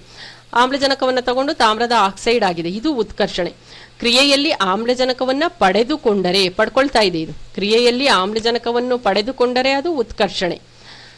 ಅದೇ ಕ್ರಿಯೆಯಲ್ಲಿ ಆಮ್ಲಜನಕವನ್ನ ಕಳೆದುಕೊಂಡರೆ ನೋಡಿ, ಇದು CuO ಇತ್ತು, ಅದು ಏನಾಗ್ತಾ ಇದೆ, Cu ಆಗ್ತಾ ಇದೆ. ಆಮ್ಲಜನಕ ಏನಾಯ್ತು, ಇಲ್ಲಿ ಕಳ್ಕೊಳ್ತು. ಸೊ ಕ್ರಿಯೆಯಲ್ಲಿ ಆಮ್ಲಜನಕವನ್ನ ಪಡೆದುಕೊಂಡರೆ ಅದು ಉತ್ಕರ್ಷಣೆ. ಕ್ರಿಯೆಯಲ್ಲಿ ಆಮ್ಲಜನಕವನ್ನ ಬೇಕು ಅಂದ್ರೆ ಇಲ್ಲಿ ಬರೆದು ತೋರಿಸ್ತೀನಿ ನೋಡಿ, ನಾನೇನು ಬ್ಯಾಲೆನ್ಸ್ ಮಾಡಕ್ ಹೋಗಲ್ಲ ಅದನ್ನ. Cu+O2 ಏನಾಯ್ತು, CuO ಆಯ್ತು. ಹಾಗಾದ್ರೆ ಈ ಕ್ರಿಯೆನಲ್ಲಿ ಏನಾಗಿದೆ, ಈ ಕ್ರಿಯೆನಲ್ಲಿ ಆಮ್ಲಜನಕವನ್ನ ಪಡ್ಕೊಂಡಿದೆ. ಹಾಗಾದ್ರೆ ಇದೆಂತಹ ಕ್ರಿಯೆ, ಉತ್ಕರ್ಷಣ ಕ್ರಿಯೆ. ಅದೇ ಇನ್ನೂ ಒಂದು ಸಮೀಕರಣವನ್ನ ಬರೆದಾಗ CuO ಇದ್ದಿದ್ದು ನಾವು ಉಷ್ಣವನ್ನ ನೀಡಿದಾಗ ಏನಾಯ್ತು, Cu+O2 ಆಯ್ತು. ವಿಭಜನೆ ಅಂತಾನೂ ಕೂಡ ಹೇಳ್ಬೋದು, ಅಪಕರ್ಷಣ ಕ್ರಿಯೆ. ಇದು ವಿಭಜನ ಕ್ರಿಯೆ ಅಂತಾನೂ ಹೇಳ್ಬೋದು, ಅಪಕರ್ಷಣ ಕ್ರಿಯೆ ಅಂತಾನೂ ಹೇಳ್ಬೋದು. ಇದು ಸಂಯೋಗ ಕ್ರಿಯೆ ಅಂತನಾದ್ರೂ ಹೇಳ್ಬೋದು, ಉತ್ಕರ್ಷಣ ಕ್ರಿಯೆ ಅಂತನಾದ್ರೂ ಹೇಳ್ಬೋದು. ಯಾಕೆ, ಈ ಕ್ರಿಯೆನಲ್ಲಿ ಆಮ್ಲಜನಕವನ್ನ ಏನ್ ಮಾಡ್ತಾ ಇದೆ, ಇದು ಪಡ್ಕೊಳ್ತಾ ಇದೆ. ಕ್ರಿಯೆಯಲ್ಲಿ ಆಮ್ಲಜನಕವನ್ನು ಪಡೆದುಕೊಂಡರೆ ಅದನ್ನ ಉತ್ಕರ್ಷಣೆ ಅಂತಾರೆ. ಇಲ್ಲಿ ನೋಡಿ, ಆಮ್ಲಜನಕವನ್ನ ಇದೇನಾಗ್ತಾ ಇದೆ, ಇಲ್ಲಿ ಕಳ್ಕೊಳ್ತಾ ಇದೆ. ಕ್ರಿಯೆಯೊಂದು ಆಮ್ಲಜನಕವನ್ನು ಕಳೆದುಕೊಂಡರೆ ಅದನ್ನು ಅಪಕರ್ಷಣೆ ಅಂತ ಹೇಳ್ತಾರೆ. ಉತ್ಕರ್ಷಣೆ ಎಂದರೇನು ಉದಾಹರಣೆ ಕೊಡಿ, ಅಪಕರ್ಷಣೆ ಎಂದರೇನು ಉದಾಹರಣೆ ಕೊಡಿ ಅಂತ ಹೇಳ್ತಾರೆ. ನೀವು ಅದನ್ನ ನೋಡಿಕೊಂಡು ಬರಿಬೇಕು. ಸೊ ಈಸಿ ಇದೆ ಅದು, ಉತ್ಕರ್ಷಣೆ ಅಪಕರ್ಷಣೆ ಇಲ್ಲೇ ಇದೆ. 2 ಎಕ್ಸಾಂಪಲ್, ನೀವು ಈ 2 ಎಕ್ಸಾಂಪಲ್ ಅನ್ನ ತಗೊಳ್ಬಹುದು. ನೆಕ್ಸ್ಟ್ ಬಂದ್ರೆ ಕೆಲವೊಮ್ಮೆ ಉತ್ಕರ್ಷಣೆ ಅಪಕರ್ಷಣೆ ಎರಡೂ ಕ್ರಿಯೆ ಒಂದರಲ್ಲೇ ನಡೆಯುತ್ತೆ. ಅಂತಹ ಕ್ರಿಯೆಯನ್ನ ಏನಂತ ಹೇಳ್ತಾರೆ? ಉತ್ಕರ್ಷಣ ಅಪಕರ್ಷಣ ಕ್ರಿಯೆ ಅಂತನಾದ್ರೂ ಹೇಳ್ಬೋದು, ಅಥವಾ ರೆಡ್ಡಾಕ್ಸ್ ಕ್ರಿಯೆ ಅಂತ ಕೂಡ ಹೇಳ್ತಾರೆ. ಉತ್ಕರ್ಷಣ ಅಪಕರ್ಷಣ ಕ್ರಿಯೆ ಅಥವಾ ರೆಡ್ಡಾಕ್ಸ್ ಕ್ರಿಯೆ ಅಂತ ಹೇಳಿ, ಕ್ರಿಯೆಯಲ್ಲಿ ಒಂದು ಪ್ರತಿವರ್ತಕವು ಉತ್ಕರ್ಷಣೆಗೊಂಡು ಮತ್ತೊಂದು ಅಪಕರ್ಷಣೆಗೊಂಡರೆ ಅದನ್ನ ಉತ್ಕರ್ಷಣ ಅಪಕರ್ಷಣ ಕ್ರಿಯೆ ಅಂತ ಹೇಳ್ತಾರೆ. ಫಾರ್ ಎಕ್ಸಾಂಪಲ್ ನೋಡಿ, ಇಲ್ಲಿ ನಾನು ಬರೀತೀನಿ, ಇದು ತುಂಬಾ ಅಂದ್ರೆ ತುಂಬಾ ಇಂಪಾರ್ಟೆಂಟು. ಏನು ಅಂತ ಹೇಳಿದ್ರೆ CuO ಪ್ಲಸ್ H2 ಅಂತ ಇದೆ ಒಂದು ರಿಯಾಕ್ಷನ್. ಆ ರಿಯಾಕ್ಷನ್ ಅಲ್ಲಿ Cu ಈ ತರ ಆರೋ ಮಾರ್ಕು, Cu ಪ್ಲಸ್ H2 ಒಂದೇ ಇದರಲ್ಲಿ ಬರ್ಕೊಳ್ಬೇಕಾಗುತ್ತೆ. Cu ಪ್ಲಸ್ H2O ನೋಡಿ, ಈ ರೀತಿ ರಿಯಾಕ್ಷನ್ ಇದೆ. ನೋಡಿ, ಈ ರೀತಿ ರಿಯಾಕ್ಷನ್ ಅಲ್ಲಿ CuO ಏನಾಗಿದೆ? CuO ಏನಾಗಿದೆ? ಇಲ್ಲಿ CuO ಇದ್ದಿದ್ದು Cu ಆಗಿದೆ. ಹಾಗಾದ್ರೆ ಇದೇನಾಯ್ತು? ಉತ್ಕರ್ಷಣೆ ಆಯ್ತು. CuO ಇದ್ದಿದ್ದು Cu ಆಗಿದೆ, ಉತ್ಕರ್ಷಣೆ ಆಗಿದೆ. ಹಾಗಾದ್ರೆ ಹೆಚ್ಚಿದ್ದೇನಾಯ್ತು? H2O ಆಗಿದೆ. ಹಾಗಾದ್ರೆ ಇದು ಆಕ್ಸಿಜನ್ನ ಆಮ್ಲಜನಕವನ್ನ ಪಡ್ಕೊಂಡಿದೆ, ಅಂದ್ರೆ ಅಪಕರ್ಷಣೆ ಆಗಿದೆ. ಹಾಗಾದ್ರೆ CuO ಉತ್ಕರ್ಷಣೆಗೊಂಡು Cu ಆಗಿದೆ, H2 ಅಪಕರ್ಷಣೆಗೊಂಡು H2O ಆಗಿದೆ ಅಂತ ಬರಿಬೇಕಾಗುತ್ತೆ ನೀವು ಆನ್ಸರ್.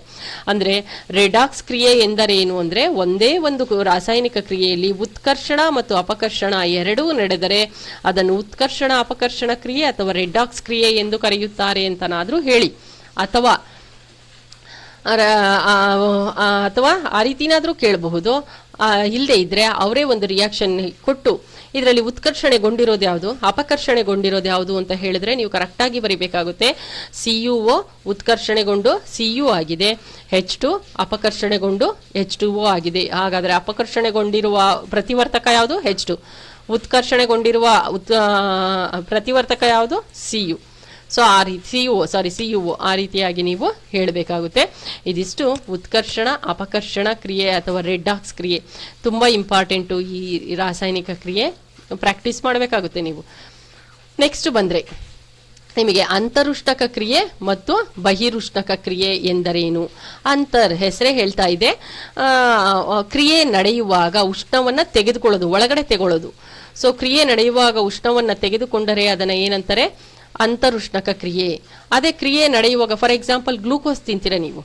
ಗ್ಲೂಕೋಸ್ ತಿಂದಾಗ ನಿಮಗೆ ಏನಾಗುತ್ತೆ? ಅಲ್ಲಿರುವಂತಹ ಪ್ರದೇಶ ಎಲ್ಲ ಏನಾಗುತ್ತೆ? ತಣ್ಣಗಾಗುತ್ತೆ. ಯಾಕೆ ತಣ್ಣಗಾಗುತ್ತೆ ಅಂದ್ರೆ, ನಾಲಿಗೆ ಸುತ್ತಮುತ್ತ ಉಷ್ಣ ಇತ್ತಲ್ಲ ಅದೆಲ್ಲ ಹೀರ್ಕೊಂಡು ನಿಮಗೆ ತಣ್ಣನೆಯ ಅನುಭವ ಆಯ್ತು. ಅಲ್ಲಿ ಉಷ್ಣತೆ ಕಡಿಮೆ ಆಗೋಗುತ್ತಲ್ಲ, ನಾಲ್ಗೆನಲ್ಲಿರುವಂತಹ ಸುತ್ತಮುತ್ತ ಇರುವಂತಹ ಉಷ್ಣತೆಯನ್ನ ಹೀರ್ಕೊಂಡ್ರೆ ಏನಾಗುತ್ತೆ? ಉಷ್ಣತೆ ಕಡಿಮೆ ಆಗಿ ತಣ್ಣಗಿನ ಅನುಭವ ಆಗುತ್ತೆ. ಅದಕ್ಕೆ ಗ್ಲೂಕೋಸ್ ತಿನ್ನುವಾಗ ನಿಮಗೆ ತಣ್ಣಗಿನ ಅನುಭವ ಆಗುತ್ತೆ. ಅಂದ್ರೆ ಅಂತರುಷ್ಣಕ ಕ್ರಿಯೆ ನಡೆದಿದೆ, ಅಂದ್ರೆ ಉಷ್ಣವನ್ನ ಹೀರಿಕೊಂಡು ಕ್ರಿಯೆ ನಡೆಸಿದೆ ಅಂತ ಅರ್ಥ. ಎಲ್ಲ ವಿಭಜನೆ ಕ್ರಿಯೆಯು ಅಂತರುಷ್ಣಕ ಕ್ರಿಯೆನೇ. ವಿಭಜನೆ ಕ್ರಿಯೆ ನಡೆಯುವಾಗ ಉಷ್ಣವನ್ನ ತೆಗೆದುಕೊಳ್ಳುತ್ತೆ, ಅದಕ್ಕೋಸ್ಕರ ಅದನ್ನ ಅಂತರುಷ್ಣಕ ಕ್ರಿಯೆ ಅಂತ ಹೇಳ್ತಾರೆ. ನೋಡಿ, ಇಲ್ಲಿ FeSO4 ಇದೆ, ಅದು ವಿಭಜನೆಗೊಂಡಾಗ, ಯಾವಾಗ ವಿಭಜನೆಗೊಳ್ಳುತ್ತೆ? ನಾವು ಉಷ್ಣ ಕೊಟ್ರೆ. ಉಷ್ಣ ಕೊಡದೇ ಇದ್ರೆ ಇಲ್ಲ. ಸೊ ಉಷ್ಣ ಕೊಟ್ಟಾಗ ಅಂತ ಹೇಳಿದಾಗ ಕ್ರಿಯೆ ನಡೆಯುವಾಗ ಇದು ಉಷ್ಣವನ್ನ ತೆಗೆದುಕೊಂಡಿದೆ, ಅದಕ್ಕೋಸ್ಕರ ಇದು ಅಂತರುಷ್ಣಕ ಕ್ರಿಯೆ. ಎಲ್ಲ ಅಂತರುಷ್ಣಕ ಕ್ರಿಯೆಯು ಎಂತಹ ಕ್ರಿಯೆ ಆಗಿರುತ್ತೆ? ವಿಭಜನ ಕ್ರಿಯೆ ಆಗಿರುತ್ತೆ. ನೆಕ್ಸ್ಟ್ ಬಹಿರ್ ಉಷ್ಣಕ. ಬಹಿರ್ ಹೊರಗೆ ಹಾಕೋದು, ಉಷ್ಣವನ್ನ ಏನು ಮಾಡುತ್ತೆ? ಇದು ಹೊರಗೆ ಹಾಕುತ್ತೆ. ಫಾರ್ ಎಕ್ಸಾಂಪಲ್ ನೀವು ಸೋಪಿನ ಪುಡಿ ನೋಡಿದಿರಲ್ಲ, ಸೋಪಿನ ಪುಡಿಯನ್ನ ನೀವು ಕೈಯಲ್ಲಿ ಹಾಕೊಂಡು ಒಂದು ತೊಟ್ಟು ನೀರು ಹಾಕೊಳ್ಳಿ, ಬಿಸಿಯ ಅನುಭವ ಆಗುತ್ತೆ. ಅಂದ್ರೆ ಅಲ್ಲಿ ಸೋಪಿನ ಪುಡಿ ಮತ್ತು ನೀರಿನ ನಡುವೆ ರಾಸಾಯನಿಕ ಕ್ರಿಯೆ ನಡೆದು ಅಲ್ಲಿ ನಿಮಗೆ ಕೈ ಬಿಸಿಯ ಅನುಭವ ಆಗುತ್ತೆ, ಅಂದ್ರೆ ಉಷ್ಣ ಬಿಡುಗಡೆಯಾಗಿದೆ ಅಂತ. ಹಾಗಾದ್ರೆ ಬಹಿರ್ ಉಷ್ಣಕ ಅಂದ್ರೆ ಕ್ರಿಯೆ ನಡೆಯುವಾಗ ಉಷ್ಣವನ್ನ ಹೊರಗಡೆ ಹಾಕಿದೆ. ಬಹಿರುಷ್ಣಕ. ಅಂತರುಷ್ಣಕ ಕ್ರಿಯೆ ನಡೆಯುವಾಗ ಉಷ್ಣವನ್ನು ಒಳಗೆ ತೆಗೆದುಕೊಂಡಿದೆ. ಅರ್ಥ ಆಯ್ತಾ? ಅಂತರುಷ್ಣಕ ಕ್ರಿಯೆ ನಡೆಯುವಾಗ ಉಷ್ಣವನ್ನು ತೆಗೆದುಕೊಂಡಿದೆ, ಬಹಿರುಷ್ಣಕ ಕ್ರಿಯೆ ನಡೆಯುವಾಗ ಉಷ್ಣವನ್ನು ಹೊರಗೆ ಹಾಕಿದೆ, ಅದು ಬಹಿರುಷ್ಣಕ. ಇದು ತುಂಬಾ ಇಂಪಾರ್ಟೆಂಟ್, ನೋಡ್ಕೊಳ್ಳಿ. ನೆಕ್ಸ್ಟ್, ಉಸಿರಾಟವು ಒಂದು ಬಹಿರುಷ್ಣಕ ಕ್ರಿಯೆ ಏಕೆ? ಅದನ್ನು ನಿರೂಪಿಸಿ ಅಂತ ಹೇಳ್ತಾರೆ. ನಾವು ಉಸಿರಾಡ್ತೀವಲ್ಲ, ಅದು ಬಹಿರುಷ್ಣಕ. ಉಷ್ಣವನ್ನ ಏನ್ ಮಾಡ್ತಾ ಇದೆ? ಇದು ಹೊರಗೆ ಹಾಕುತ್ತೆ ಅಂತ ಹೇಳ್ತಾರೆ. ನೀವು ಒಂದೊಂದ್ಸಲ ನೋಡಿರ್ಬೋದು, ಉಸಿರಾಟ ಮಾಡುವಾಗ ಹಾ ಅಂತ ಅನ್ಬಿಟ್ಟು ನೀವು ಹೇಳಿದ್ರೆ ಬಿಸಿ ಗಾಳಿ ಬರುತ್ತೆ, ಒಂದೊಂದ್ಸಲ ನೋಡಿರ್ಬೋದು. ಸೊ ಬಹಿರುಷ್ಣಕ ಕ್ರಿಯೆ ಅಂತ ಹೇಳ್ತಾರೆ. ಯಾಕೆ ಅಂದ್ರೆ ಇಲ್ಲಿ ಶಕ್ತಿ ಬಿಡುಗಡೆ ಆಗುತ್ತೆ. ಉಸಿರಾಟ ನಡೆಯುವಾಗ ಆಮ್ಲಜನಕವನ್ನ ತೆಗೆದುಕೊಂಡು ಅಲ್ಲಿ ವಿಭಜನೆ ಅಂದ್ರೆ ಶಕ್ತಿಯನ್ನ ಬಿಡುಗಡೆ ಮಾಡುತ್ತೆ. ಅಲ್ಲಿರುವಂತಹ ಒಂದು ಕ್ರಿಯೆ ಶಕ್ತಿಯು ಉಷ್ಣದ ರೂಪ ಆಗಿರೋದ್ರಿಂದ ಅದು ಉಸಿರಾಟ ಬಹಿರುಷ್ಣಕ ಕ್ರಿಯೆ ಅಂತ ನಾವು ಹೇಳ್ಬೋದು. ಇದು ಕೂಡ ತುಂಬಾ ಇಂಪಾರ್ಟೆಂಟ್ ಕ್ವಶನ್. ನೆಕ್ಸ್ಟ್ ಬಂದ ಕ್ವಶನ್ ಆನ್ಸರ್ಸ್ ಅಲ್ಲೂ ಇರುತ್ತೆ, ಬೇಕಾದ್ರೆ ನೀವು ನೋಡ್ಕೊಳ್ಬೋದು. ನೆಕ್ಸ್ಟ್ ಬಂದ್ರೆ ನಿಮಗೆ ಇಲ್ಲಿ ಬೆಳ್ಳಿಯ ಕ್ಲೋರೈಡ್ ಬಗ್ಗೆ ಕೊಟ್ಟಿದ್ದಾರೆ. ಏನಿದು ಬೆಳ್ಳಿಯ ಕ್ಲೋರೈಡ್ ಯಾವ ಬಣ್ಣ ಇರುತ್ತೆ? ಬಿಳಿ ಬಣ್ಣ ಇರುತ್ತೆ. ಬೆಳ್ಳಿಯ ಕ್ಲೋರೈಡು ಬಿಳಿ ಬಣ್ಣ ಇರುತ್ತೆ. ಅದನ್ನು ಸೂರ್ಯನ ಬೆಳಕಿನಲ್ಲಿ ಇಡ್ತಾರಂತೆ. ಎಲ್ಲಿ ಇಡ್ತಾರೆ ಬೆಳ್ಳಿಯ ಕ್ಲೋರೈಡ್? ಒಂದು ಪೆಟ್ರಿ ತಟ್ಟೆಗೆ ಹಾಕೊಳ್ತಾರೆ. ಪೆಟ್ರಿ ತಟ್ಟೆಯಲ್ಲಿ ಆ ಬೆಳ್ಳಿಯ ಕ್ಲೋರೈಡನ್ನು ಹಾಕ್ಕೊಂಡು ಸೂರ್ಯನ ಬೆಳಕಿನಲ್ಲಿ ಇಟ್ಟಾಗ ಅಲ್ಲಿ ಏನು ನಡೆಯುತ್ತೆ ಅಂತ ಹೇಳ್ತಾರೆ. ಯಾವುದನ್ನು ತೆಗೆದುಕೊಂಡಿದ್ದಾರೆ? ಬೆಳ್ಳಿಯ ಕ್ಲೋರೈಡ್ AgCl. ಬೆಳ್ಳಿಯ ಕ್ಲೋರೈಡನ್ನು ಅವರು ತೆಗೆದುಕೊಂಡಿದ್ದಾರೆ. ಈ ಬೆಳ್ಳಿಯ ಕ್ಲೋರೈಡನ್ನು ಅವರು ತೆಗೆದುಕೊಂಡು ಸೂರ್ಯನ ಬೆಳಕಿನಲ್ಲಿ ಇಟ್ಟಾಗ ಅದು ಬೂದು ಬಣ್ಣಕ್ಕೆ ತಿರುಗುತ್ತಂತೆ. ಸೊ ಬಿಳಿ ಬಣ್ಣದ ಬೆಳ್ಳಿಯ ಕ್ಲೋರೈಡ್ ಏನಾಯಿತು? ಬೂದು ಬಣ್ಣ. ಯಾವ ಬಣ್ಣಕ್ಕೆ ತಿರುಗುತ್ತೆ? ಇದು ಬೂದು ಬಣ್ಣಕ್ಕೆ ತಿರುಗುತ್ತೆ. ಕಾರಣ ಏನು? ವಿಭಜನ ಕ್ರಿಯೆ. ಜ್ಞಾಪಕ ಇಟ್ಕೊಳ್ಳಿ, ಬೆಳ್ಳಿಯ ಕ್ಲೋರೈಡನ್ನು ಸೂರ್ಯನ ಬೆಳಕಿನಲ್ಲಿ ಇಟ್ಟಾಗ ಬೂದು ಬಣ್ಣಕ್ಕೆ ತಿರುಗುತ್ತದೆ. ಕಾರಣವೇನು? ವಿಭಜನ ಕ್ರಿಯೆ ಕಾರಣ. ತುಂಬ ಇಂಪಾರ್ಟೆಂಟು. ಇದಕ್ಕೆ ಕಾರಣವೇನು? ವಿಭಜನ ಕ್ರಿಯೆ. ಈ ವಿಭಜನ ಕ್ರಿಯೆಯನ್ನು ಎಲ್ಲಿ ಉಪಯೋಗಿಸುತ್ತಾರೆ? ಅಥವಾ ವಿಭಜನ ಕ್ರಿಯೆಯನ್ನು ಎಲ್ಲಿ ಉಪಯೋಗಿಸ್ತಾರೆ? ಅಥವಾ ಬಿಳಿ ಬಣ್ಣದ ಬೆಳ್ಳಿಯ ಕ್ಲೋರೈಡ್ ಸೂರ್ಯನ ಬೆಳಕಿನಲ್ಲಿ ಇಟ್ಟಾಗ ತನ್ನ ಬಣ್ಣ ಬದಲಾಗಿಸುತ್ತೆ. ಇಂತಹ ಒಂದು ಇದನ್ನು ಎಲ್ಲಿ ಬಳಸುತ್ತಾರೆ? ಅಥವಾ ಇದರ ಅನ್ವಯವನ್ನು ತಿಳಿಸಿ ಅಂತ ಹೇಳ್ತಾರೆ. ಇಂತಹ ವಿಭಜನ ಕ್ರಿಯೆಯ ಅನ್ವಯವನ್ನು ತಿಳಿಸಿ ಅಂತ. ಕಪ್ಪು ಬಿಳುಪು ಅಂದರೆ ವೈಟ್ ಆ್ಯಂಡ್ ಬ್ಲ್ಯಾಕ್ ಫೋಟೋ ತೆಗಿತಾರಲ್ಲ, ಆ ಕಪ್ಪು ಬಿಳುಪು ಛಾಯಾಗ್ರಹಣದಲ್ಲಿ ಇದನ್ನು ಬಳಸ್ತಾರೆ. ಸೊ ಇದು ತುಂಬ ಇಂಪಾರ್ಟೆಂಟು, ನೋಡ್ಕೊಳ್ಳಿ ಕಾನ್ಸೆಪ್ಟು. ಬಿಳಿ ಬಣ್ಣ ಇರುತ್ತೆ, ಯಾವುದು? ಬೆಳ್ಳಿಯ ಕ್ಲೋರೈಡು. ಅದನ್ನು ಸೂರ್ಯನ ಬೆಳಕಿನಲ್ಲಿ ಇಟ್ಟಾಗ ಏನಾಗುತ್ತೆ? ಬೂದು ಬಣ್ಣ ಆಗುತ್ತೆ. ಯಾಕೆ ಬೂದು ಬಣ್ಣ ಆಗುತ್ತೆ ಅಂತ ಕೇಳ್ತಾರೆ. ಏನಕ್ಕೆ ಬೂದು ಬಣ್ಣ ಆಗೋದು? ವಿಭಜನ ಕ್ರಿಯೆ ಇದಕ್ಕೆ ಕಾರಣ. ಇಂತಹ ವಿಭಜನ ಕ್ರಿಯೆಯ ಅನ್ವಯ ಏನು? ಅನ್ವಯ ಅಂದರೆ ಉಪಯೋಗ. ಏನು ಉಪಯೋಗ ಅಂದರೆ ಕಪ್ಪು ಬಿಳುಪು ಛಾಯಾಗ್ರಹಣದಲ್ಲಿ ಅದನ್ನು ಬಳಸ್ತಾರೆ. ಸೊ ಇದು ಇದರ ಕಾನ್ಸೆಪ್ಟು. ನೆಕ್ಸ್ಟ್ ಬಂದರೆ ನಿಮಗೆ ಫೆರಸ್ ಸಲ್ಫೇಟ್ ಹರಳೆಗಳ ಬಗ್ಗೆ ಹೇಳಿದ್ದಾರೆ ಇದರಲ್ಲಿ. ಸೊ ಏನು? FeSO4 ಫೆರಸ್ ಸಲ್ಫೇಟ್ ಅಂತ ಹೇಳಿದ್ರೆ FeSO4 7H2O ಅಂತ ಹೇಳಿ ಒಂದು ಡಾಟ್ ಹಾಕಿ ಇಲ್ಲೇ ಪಕ್ಕದಲ್ಲಿ ಬರೀಬೇಕು, ಜಾಗ ಇಲ್ಲ, ಕೆಳಗೆ ಬರಿತಾ ಇದ್ದೀನಿ. FeSO4 7H2O ಅಂತ ಇದರ ಸೂತ್ರ. ಫೆರಸ್ ಸಲ್ಫೇಟ್ ಹರಳಿನ ಸೂತ್ರ ಏನು ಅಂತ ಕೇಳಿದ್ರೆ ಜ್ಞಾಪಕ ಇಟ್ಕೊಳ್ಳಿ. FeSO4 7 ಅಣುವಿನಷ್ಟು ಅದು ನೀರನ್ನು ಹೊಂದಿರುತ್ತೆ. ಆ ಫೆರಸ್ ಸಲ್ಫೇಟನ್ನು ತೆಗೆದುಕೊಂಡು ಫೆರಸ್ ಸಲ್ಫೇಟನ್ನು ಏನು ಮಾಡ್ತಾ ಇದ್ದಾರೆ? ತೆಗೆದುಕೊಂಡಿದ್ದಾರೆ. ಆ ಫೆರಸ್ ಸಲ್ಫೇಟನ್ನು ತೆಗೆದುಕೊಂಡು ಅವರು ಚೆನ್ನಾಗಿ ಕಾಯಿಸಿದಾಗ ಏನಾಗುತ್ತೆ ಅಂತ ಕೇಳ್ತಾವ್ರೆ. ಅದು ಫೆರಸ್ ಸಲ್ಫೇಟ್ ಹರಳು ಹಸಿರು ಬಣ್ಣ ಇರುತ್ತೆ. ಅದು ಹಸಿರು ಬಣ್ಣ ಇರೋದು ಮಾಸಲು ಹಸಿರು ಬಣ್ಣ ಆಗುತ್ತೆ. ಅದರ ಬಣ್ಣವನ್ನು ಅದು ಕಳ್ಕೊಳ್ಳುತ್ತೆ. ಸೊ ಫೆರಸ್ ಸಲ್ಫೇಟ್ ಹರಳುಗಳನ್ನು ಕಾಯಿಸಿದಾಗ ಮಾಸಲು ಹಸಿರು ಬಣ್ಣಕ್ಕೆ ಅದು ಬದಲಾಗುತ್ತೆ. ಮೊದಲು ಹಸಿರು ಬಣ್ಣ ಇತ್ತು, ಮಾಸಲು ಹಸಿರು ಬಣ್ಣ ಆಯಿತು. ಈಗ ಕಾಯಿಸಿದ ಮೇಲೆ ಏಕೆ ಅಂತ ಕೇಳ್ತಾರೆ. ಏಕೆ ಅಂದರೆ ಇದು ನೀರಿನ ಅಣುಗಳನ್ನು 7H2O ಇತ್ತಲ್ಲ, ನೀರಿನ ಅಣುಗಳನ್ನು ಅದು ಕಳ್ಕೊಳ್ಳುತ್ತೆ. ಆದ್ದರಿಂದ ಅದು ಮಾಸಲು ಹಸಿರು ಬಣ್ಣಕ್ಕೆ ಆಗೋದು. ಈ ರೀತಿನಾದರೂ ಕೇಳಬಹುದು ಅವರು. ಅಥವಾ ಫೆರಸ್ ಸಲ್ಫೇಟ್ ಹರಳಿನ ಬಣ್ಣ ಯಾವುದು? ಹಸಿರು. ಅದನ್ನು ಕಾಯಿಸಿದಾಗ ಯಾವ ಬಣ್ಣ ಬರುತ್ತೆ? ಮಾಸಲು ಹಸಿರು ಬಣ್ಣ. ಏಕೆ ಮಾಸಲು ಹಸಿರು ಬಣ್ಣ ಆಗುತ್ತೆ? ನೀರಿನ ಅಣುಗಳನ್ನು ಕಳೆದುಕೊಳ್ಳುತ್ತೆ. ಈ ಥರದ ಪ್ರಶ್ನೆಯನ್ನು ಅವರು ಕೇಳ್ತಾರೆ. ನೆಕ್ಸ್ಟು ಫೆರಸ್ ಸಲ್ಫೇಟ್, ಇದು ತುಂಬ ಇಂಪಾರ್ಟೆಂಟ್ ನೋಡಿ. ಫೆರಸ್ ಸಲ್ಫೇಟ್ ಹರಳುಗಳನ್ನು ನಾವು ಕಾಯಿಸಿದಾಗ ಬಿಡುಗಡೆಯಾಗುವ ಅನಿಲ ಯಾವುದು? SO2 ಮತ್ತು SO3, ಸಲ್ಫರ್ ಡೈಆಕ್ಸೈಡ್ ಮತ್ತು ಸಲ್ಫರ್ ಟ್ರೈಆಕ್ಸೈಡ್. SO2 ಮತ್ತು SO3 ನೋಡಿ. ಇದರಲ್ಲೇ ನೀವು ನೋಡ್ತಾ ಇದ್ದಂಗೆ ಯಾವ ಅನಿಲ ಬಿಡುಗಡೆ ಆಗುತ್ತೆ ಅಂತ ಹೇಳ್ಬೋದು. ಫಾರ್ ಎಕ್ಸಾಂಪಲ್ ನಾನು ಹೇಳ್ತಾ ಇರೋದು ಫೆರಸ್ ಸಲ್ಫೇಟ್ ಅಂತ ಹೇಳ್ತಾ ಇದ್ದೀನಲ್ವಾ. ಇದನ್ನ ಕಾಯಿಸಿದಾಗ ಯಾವ್ದು ಬಿಡುಗಡೆ ಆಯಿತು ಅಂದರೆ ಇಲ್ಲೇ ಗೊತ್ತಾಗ್ಬಿಡುತ್ತೆ ನೋಡಿ. SO4 ಇದೆ ಅಂದರೆ SO2 ಬಿಡುಗಡೆ ಆಗುತ್ತೆ ಅಂತ ಅಷ್ಟೇ. ಸೊ ಇಲ್ಲಿ ಫೆರಸ್ ಸಲ್ಫೇಟ್ ಹರಳುಗಳನ್ನು ಕಾಯಿಸಿದಾಗ ಬಿಡುಗಡೆಯಾಗುವ ಅನಿಲಗಳು ಯಾವುದು? ಸಲ್ಫರ್ ಡೈಆಕ್ಸೈಡ್ ಮತ್ತು ಸಲ್ಫರ್ ಟ್ರೈಆಕ್ಸೈಡ್. ನೆಕ್ಸ್ಟ್ ಬಂದರೆ ನಿಮಗೆ ಇಲ್ಲಿ ಫೆರಸ್ ಸಲ್ಫೇಟ್ ಹರಳುಗಳನ್ನು ಕಾಯಿಸಿದಾಗ ಎಚ್ಚರಿಕೆಯಿಂದ ಕಾಯಿಸಬೇಕು. ಫಾರ್ ಎಕ್ಸಾಂಪಲ್ ನೋಡಿ, ತಾಳಿ ಇದೊಂದು ಸ್ವಲ್ಪ ರಬ್ ಮಾಡ್ಕೊಳ್ಳೋಣ. ಫೆರಸ್ ಸಲ್ಫೇಟ್ ಹರಳುಗಳನ್ನು ನಾವು ಕಾಯಿಸ್ತಾ ಇದ್ದೀವಿ. ಒಂದು ಟೆಸ್ಟ್ ಟ್ಯೂಬನ್ನು ತೆಗೆದುಕೊಳ್ಳೋಣ. ಒಂದು ಟೆಸ್ಟ್ ಟ್ಯೂಬನ್ನು ತೆಗೆದುಕೊಳ್ತಾ ಇದ್ದೀನಿ. ಇಲ್ಲಿ ಒಬ್ಬರು ನಿಂತ್ಕೊಂಡಿದ್ದಾರೆ, ಇಲ್ಲೂ ಒಬ್ರು ನಿಂತ್ಕೊಂಡಿದ್ದಾರೆ. ಫೆರಸ್ ಸಲ್ಫೇಟ್ ಹರಳುಗಳನ್ನು ನಾವು ಕುದಿಗೊಳವೆ ಅಂದರೆ ಇದು ಕುದಿಗೊಳವೆ ಬಾಯ್ಲ್ ಆಗ್ತಾ ಇರುತ್ತೆ, ಅದರಲ್ಲಿ ಕಾಯಿಸ್ತಾ ಇರಬೇಕಾದ್ರೆ ನಾವು ಅಕ್ಕಪಕ್ಕದಲ್ಲಿ ನೋಡಿಕೊಂಡು ಎಚ್ಚರಿಕೆಯಿಂದ ನಾವು ಕಾಯಿಸ್ಬೇಕು. ಅಕ್ಕಪಕ್ಕದವರ ಕಡೆಗೆ ಇಡ್ಕೋಬಾರ್ದು ನೋಡಿ. ಇವ್ರ ಕಡೆಗೆ ಹಿಂಗೆ ಇಡ್ಕೋಬಾರ್ದು, ಇವ್ರ ಕಡೆಗೆ ಈ ರೀತಿ ಇಡ್ಕೊಂಡು ಕಾಯಿಸಬಾರ್ದು. ಏಕೆ? ಇದು ತುಂಬ ಇಂಪಾರ್ಟೆಂಟ್, ನೋಡ್ಕೊಳ್ಳಿ. ಫೆರಸ್ ಸಲ್ಫೇಟ್ ಹರಳುಗಳನ್ನು ಕಾಯಿಸಿದಾಗ ಅದರ ಬಾಯಿ ಅಂದರೆ ಅದರ ಬಾಯಿಯನ್ನು ಅಕ್ಕಪಕ್ಕದ ಕಡೆಗೆ ಹಿಡಿದುಕೊಳ್ಳಬಾರದು. ಏಕೆ?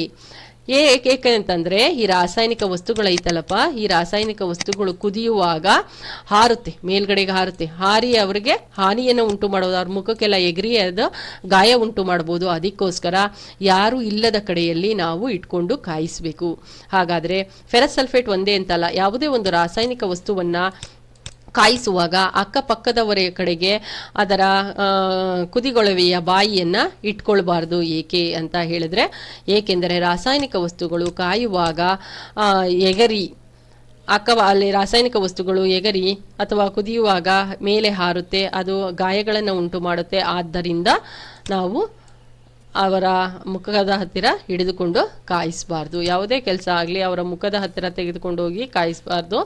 ಸೊ ಅವ್ರು ಯಾರು ಇಲ್ಲದೆ ಇರೋ, ಅಕ್ಕಪಕ್ಕದಲ್ಲಿ ಯಾರು ಇಲ್ಲದೆ ಇರೋಂತಹ ಒಂದು ಕಡೆ ಹಿಡ್ಕೊಳ್ಬೇಕು, ಆ ಡೈರೆಕ್ಷನಲ್ಲಿ ಹಿಡ್ಕೋಬೇಕು. ಇದಿಷ್ಟು ಫೆರಸ್ ಸಲ್ಫೇಟ್ ಹರಳುಗಳ ಬಗ್ಗೆ ಅವರು ಕೇಳಿರುವಂಥದ್ದು. ಇನ್ನೊಂದ್ಸಲ ಹೇಳ್ತೀನಿ ನೋಡಿ. ಫೆರಸ್ ಸಲ್ಫೇಟ್ ಹರಳುಗಳ ಬಣ್ಣ ಯಾವುದು? ಹಸಿರು. ಅದನ್ನು ಕಾಯಿಸಿದಾಗ ಯಾವ ಬಣ್ಣ ಆಗುತ್ತೆ? ಮಾಸಲು ಹಸಿರು ಬಣ್ಣ. ಏಕೆ ಮಾಸಲು ಹಸಿರು ಬಣ್ಣಕ್ಕೆ ಪರಿವರ್ತನೆಗೊಳ್ಳುತ್ತೆ? ಅದು ನೀರಿನ ಅಣುಗಳನ್ನು ಕಳೆದುಕೊಳ್ಳುವುದರಿಂದ. ಫೆರಸ್ ಸಲ್ಫೇಟ್ ಹರಳಿನ ಸೂತ್ರ ಏನು? FeSO4 7H2O. ಫೆರಸ್ ಸಲ್ಫೇಟ್ ಅನ್ನು ಕಾಯಿಸಿದಾಗ ಬಿಡುಗಡೆಯಾಗುವ ಅನಿಲ ಯಾವುದು? SO2 SO3. Next, ferrous sulphate ಹರಳುಗಳನ್ನು ಕಾಯಿಸುವ ಸಂದರ್ಭದಲ್ಲಿ ಕುದಿಗೊಳವೆಯ ಬಾಯಿಯನ್ನು ಅಕ್ಕಪಕ್ಕದ ಕಡೆಗೆ ಹಿಡಿದುಕೊಳ್ಳಬಾರದು. ಏಕೆಂದರೆ ರಾಸಾಯನಿಕ ವಸ್ತುಗಳು ಕುದಿಯುವಾಗ ಹಾರುತ್ತೆ ಮತ್ತು ಅವರಿಗೆ ಗಾಯಗಳನ್ನು ಉಂಟು ಮಾಡುತ್ತೆ. ಆದ್ದರಿಂದ ಅಕ್ಕಪಕ್ಕದವರ ಕಡೆಗೆ ಹಿಡಿದುಕೊಳ್ಳಬಾರದು. ಇದಿಷ್ಟು ಫೆರಸ್ ಸಲ್ಫೇಟ್ ಬಗ್ಗೆ. ನೆಕ್ಸ್ಟ್ ಬಂದರೆ ನಿಮಗೆ ಕಮಟುವಿಕೆ ಎಂದರೇನು, ನಶಿಸುವಿಕೆ ಎಂದರೇನು? ತುಂಬ ಇಂಪಾರ್ಟೆಂಟು ಕಮಟುವಿಕೆ ಮತ್ತು ನಶಿಸುವಿಕೆ. ಕಮಟುವಿಕೆ ಅಂದರೆ ವಾಸನೆ ಬರುವಂಥದ್ದು. ಫಾರ್ ಎಕ್ಸಾಂಪಲ್ಲು, ನೀವು ಚಕ್ಲಿ ಕೋಡ್ಬಳೆ ಎಲ್ಲ ಮನೆಯಲ್ಲಿ ಕರೆದಿರ್ತಾರೆ, ಎಣ್ಣೆಯಲ್ಲಿ ಕರೆದಿರ್ತಾರೆ, ಕರೆದ್ಬಿಟ್ಟು ಡಬ್ಬಿ ಒಳಗಡೆ ಹಾಕ್ಬಿಟ್ಟು ಬಾಯಿ ಮುಚ್ಚಿಬಿಟ್ರೆ ಸ್ವಲ್ಪ ದಿನ ಆದಮೇಲೆ ಏನಾಗುತ್ತೆ? ವಾಸನೆ ಬರುತ್ತೆ. ಡಬ್ಬಿ ತೆಗೆದ ತಕ್ಷಣ ವಾಸನೆ ಬರುತ್ತೆ, ಮತ್ತು ಅದರ ಟೇಸ್ಟು ಕೂಡ ಚೇಂಜ್ ಆಗಿರುತ್ತೆ. ಅಂದರೆ ಏನಾಯಿತು ಇಲ್ಲಿ ಅಂದರೆ, ಎಣ್ಣೆಯಿಂದ ಕರಿದ ಪದಾರ್ಥಗಳು ಉತ್ಕರ್ಷಣೆಗೆ ಒಳಪಡುತ್ತೆ. ಉತ್ಕರ್ಷಣೆಗೆ ಅಂದರೆ ಕಮಟುವಿಕೆ ಅಂತ ಹೇಳಿದ್ರೆ ಅದು ಉತ್ಕರ್ಷಣೆಗೆ ಒಳಪಟ್ಟು, ಉತ್ಕರ್ಷಣೆ ಅಂದರೆ ಈಗಾಗಲೇ ನೀವು ತಿಳ್ಕೊಂಡಿದ್ದೀರಾ, ಆಮ್ಲಜನಕವನ್ನು ಯಾವುದೇ ಒಂದು ವಸ್ತು ತೆಗೆದುಕೊಂಡ್ರೆ ಕ್ರಿಯೆ ನಡೆಯುವಾಗ ಅಂತ. ಸೊ ಅದು ಆಮ್ಲಜನಕದೊಂದಿಗೆ ವರ್ತಿಸಿ ಏನಾಗುತ್ತೆ? ಅದರ ಬಣ್ಣ, ವಾಸನೆ ಮತ್ತು ರುಚಿಯಲ್ಲಿ ಬದಲಾಗುತ್ತೆ, ಮತ್ತು ವಾಸನೆ ಕೂಡ ಬರುತ್ತೆ. ಅದು ಅಂದರೆ ಕೊಬ್ಬು ಮತ್ತು ಎಣ್ಣೆಯ ಪದಾರ್ಥಗಳು, ಎಣ್ಣೆಯಿಂದ ಕರೆದಿರುವಂತಹ ಪದಾರ್ಥಗಳು ಉತ್ಕರ್ಷಣೆಗೆ ಒಳಪಟ್ಟು ವಾಸನೆ ಮತ್ತು ರುಚಿಯಲ್ಲಿ ಬದಲಾಗುತ್ತೆ. ಅದನ್ನು ಕಮಟುವಿಕೆ ಅಂತ ಕರೀತಾರೆ. ಹಾಗಾದರೆ ನೀವು ಚಿಪ್ಸ್ ಎಲ್ಲ ತಗೊಳ್ತಿರಲ್ಲ, ಲೇಸು ಕುರ್ಕುರೆ ಎಲ್ಲ ಚಿಕ್ಕ ಪ್ಯಾಕೆಟ್, ಅಂದರೆ ಆ ಪ್ಯಾಕೆಟ್ ಒಳಗಡೆ ಕಡಿಮೆನೇ ಇರುತ್ತೆ ಕ್ವಾಂಟಿಟಿ, ಚಿಪ್ಸ್ ಎಲ್ಲ ಕಡಿಮೆನೇ ಇರುತ್ತೆ, ಆದರೆ ಅದು ಕವರ್ ಮಾತ್ರ ಇಷ್ಟು ದಪ್ಪ ಊದ್ಕೊಂಡಿರುತ್ತೆ. ನಿಮ್ಮ ಮನೆಯಲ್ಲಿ ಹೇಳಿರೋದು ಉಂಟು ಅಥವಾ ನೀವು ನೋಡಿರ್ತೀರ. ಯಾಕೆ ಅಂದರೆ ಅದರಲ್ಲಿ ಅನಿಲ ತುಂಬಿರ್ತಾರೆ. ಯಾಕೆ ಅನಿಲ ತುಂಬಿರ್ತಾರೆ ಅಂದರೆ ಅದು ಉತ್ಕರ್ಷಣೆಗೆ ಒಳಪಟ್ಟು ತುಂಬ ದಿನ ಇಡ್ತಾರಲ್ಲ, ತಿಂಗಳಾನ್ಗಟ್ಲೆ ಇಡ್ತಾರೆ. ನೀವು ತೆಗೆದ ತಕ್ಷಣ ವಾಸನೆ ಅಂತ ಅಂದರೆ ನೀವು ಯಾರೂ ತಿನ್ನಲ್ಲ, ನಿಮಗೆ ಗೊತ್ತಿದೆ. ಸೊ ಅದು ವಾಸನೆ ಬರಬಾರ್ದು ಮತ್ತು ರುಚಿಯಲ್ಲೂ ಕೂಡ ಚೇಂಜ್ ಆಗಬಾರ್ದು ಅಂತ ಸೊ ಪ್ರತಿ ಉತ್ಕರ್ಷಕವನ್ನು ಅದಕ್ಕೆ ಆ್ಯಡ್ ಮಾಡಿರ್ತಾರೆ. ಯಾವುದದು ಪ್ರತಿ ಉತ್ಕರ್ಷಕ ಅಂತ ಹೇಳಿದ್ರೆ ನೈಟ್ರೋಜನ್ ಅನಿಲ. ಆ ಚಿಪ್ಸ್ ಪ್ಯಾಕೆಟ್ ಒಳಗಡೆ ಯಾವ ಅನಿಲವನ್ನು ಹಾಕಿರ್ತಾರೆ? ನೈಟ್ರೋಜನ್ ಅನಿಲವನ್ನು ಹಾಕಿರ್ತಾರೆ. ಏಕೆ ಆ ಅನಿಲವನ್ನು ಹಾಕಿರ್ತಾರೆ? ಕಮಟುವಿಕೆಯನ್ನು ತಡೆಗಟ್ಟಲು ಅಥವಾ ಉತ್ಕರ್ಷಣೆಗೆ ತಡೆಗಟ್ಟಲು ಅಂತನಾದರೂ ಹೇಳ್ಬೋದು. ಇದು ತುಂಬ ಇಂಪಾರ್ಟೆಂಟು ನೋಡಿ ಇಲ್ಲಿ. ಕಮಟುವಿಕೆ ಎಂದರೇನು? ಕಮಟುವಿಕೆಯನ್ನು ತಡೆಗಟ್ಟಲು ಯಾವ ಅನಿಲವನ್ನು ಬಳಸುತ್ತಾರೆ? ಕೊಬ್ಬು ಅಥವಾ ಎಣ್ಣೆಯಿಂದ ಕರಿದ ಪದಾರ್ಥಗಳು ಉತ್ಕರ್ಷಣೆಗೆ ಒಳಪಟ್ಟು ವಾಸನೆ ಮತ್ತು ರುಚಿಯಲ್ಲಿ ಬದಲಾಗುತ್ತೆ. ಇದನ್ನು ಕಮಟುವಿಕೆ ಎನ್ನುವರು. ಕಮಟುವಿಕೆಯನ್ನು ತಡೆಗಟ್ಟಲು ಅಥವಾ ಉತ್ಕರ್ಷಣೆಯನ್ನು ತಡೆಗಟ್ಟಲು ನೈಟ್ರೋಜನ್ ಅನಿಲವನ್ನು ಪ್ರತಿ ಉತ್ಕರ್ಷಣಕಾರಿಯಾಗಿ ಬಳಸುತ್ತಾರೆ. ಇದಿಷ್ಟು ಕಮಟುವಿಕೆಯ ಬಗ್ಗೆ. ನೆಕ್ಸ್ಟ್ ಬಂದರೆ ನಿಮಗೆ ನಶಿಸುವಿಕೆಯ ಬಗ್ಗೆ ಕೊಟ್ಟಿದ್ದಾರೆ. ನಶಿಸುವಿಕೆ ಅಂತ ಹೇಳಿದ್ರೆ ನಶಿಸುವಿಕೆ ಎಂದರೇನು ಅಂತನಾದರೂ ಕೇಳಬಹುದು, ಅಥವಾ ನಶಿಸುವಿಕೆದು ಉದಾಹರಣೆಯಲ್ಲಿ ಇದೆ, ನೀವು ನೋಡ್ಕೊಳ್ಬಹುದು. ಇದಿಷ್ಟು ಒಂದು ಪೇಜಲ್ಲಿ ಕೊಟ್ಟಿದ್ದಾರೆ, ನಾನು ರೆಡ್ಯೂಸ್ ಮಾಡಿ ಬರೆದಿದ್ದೀನಿ.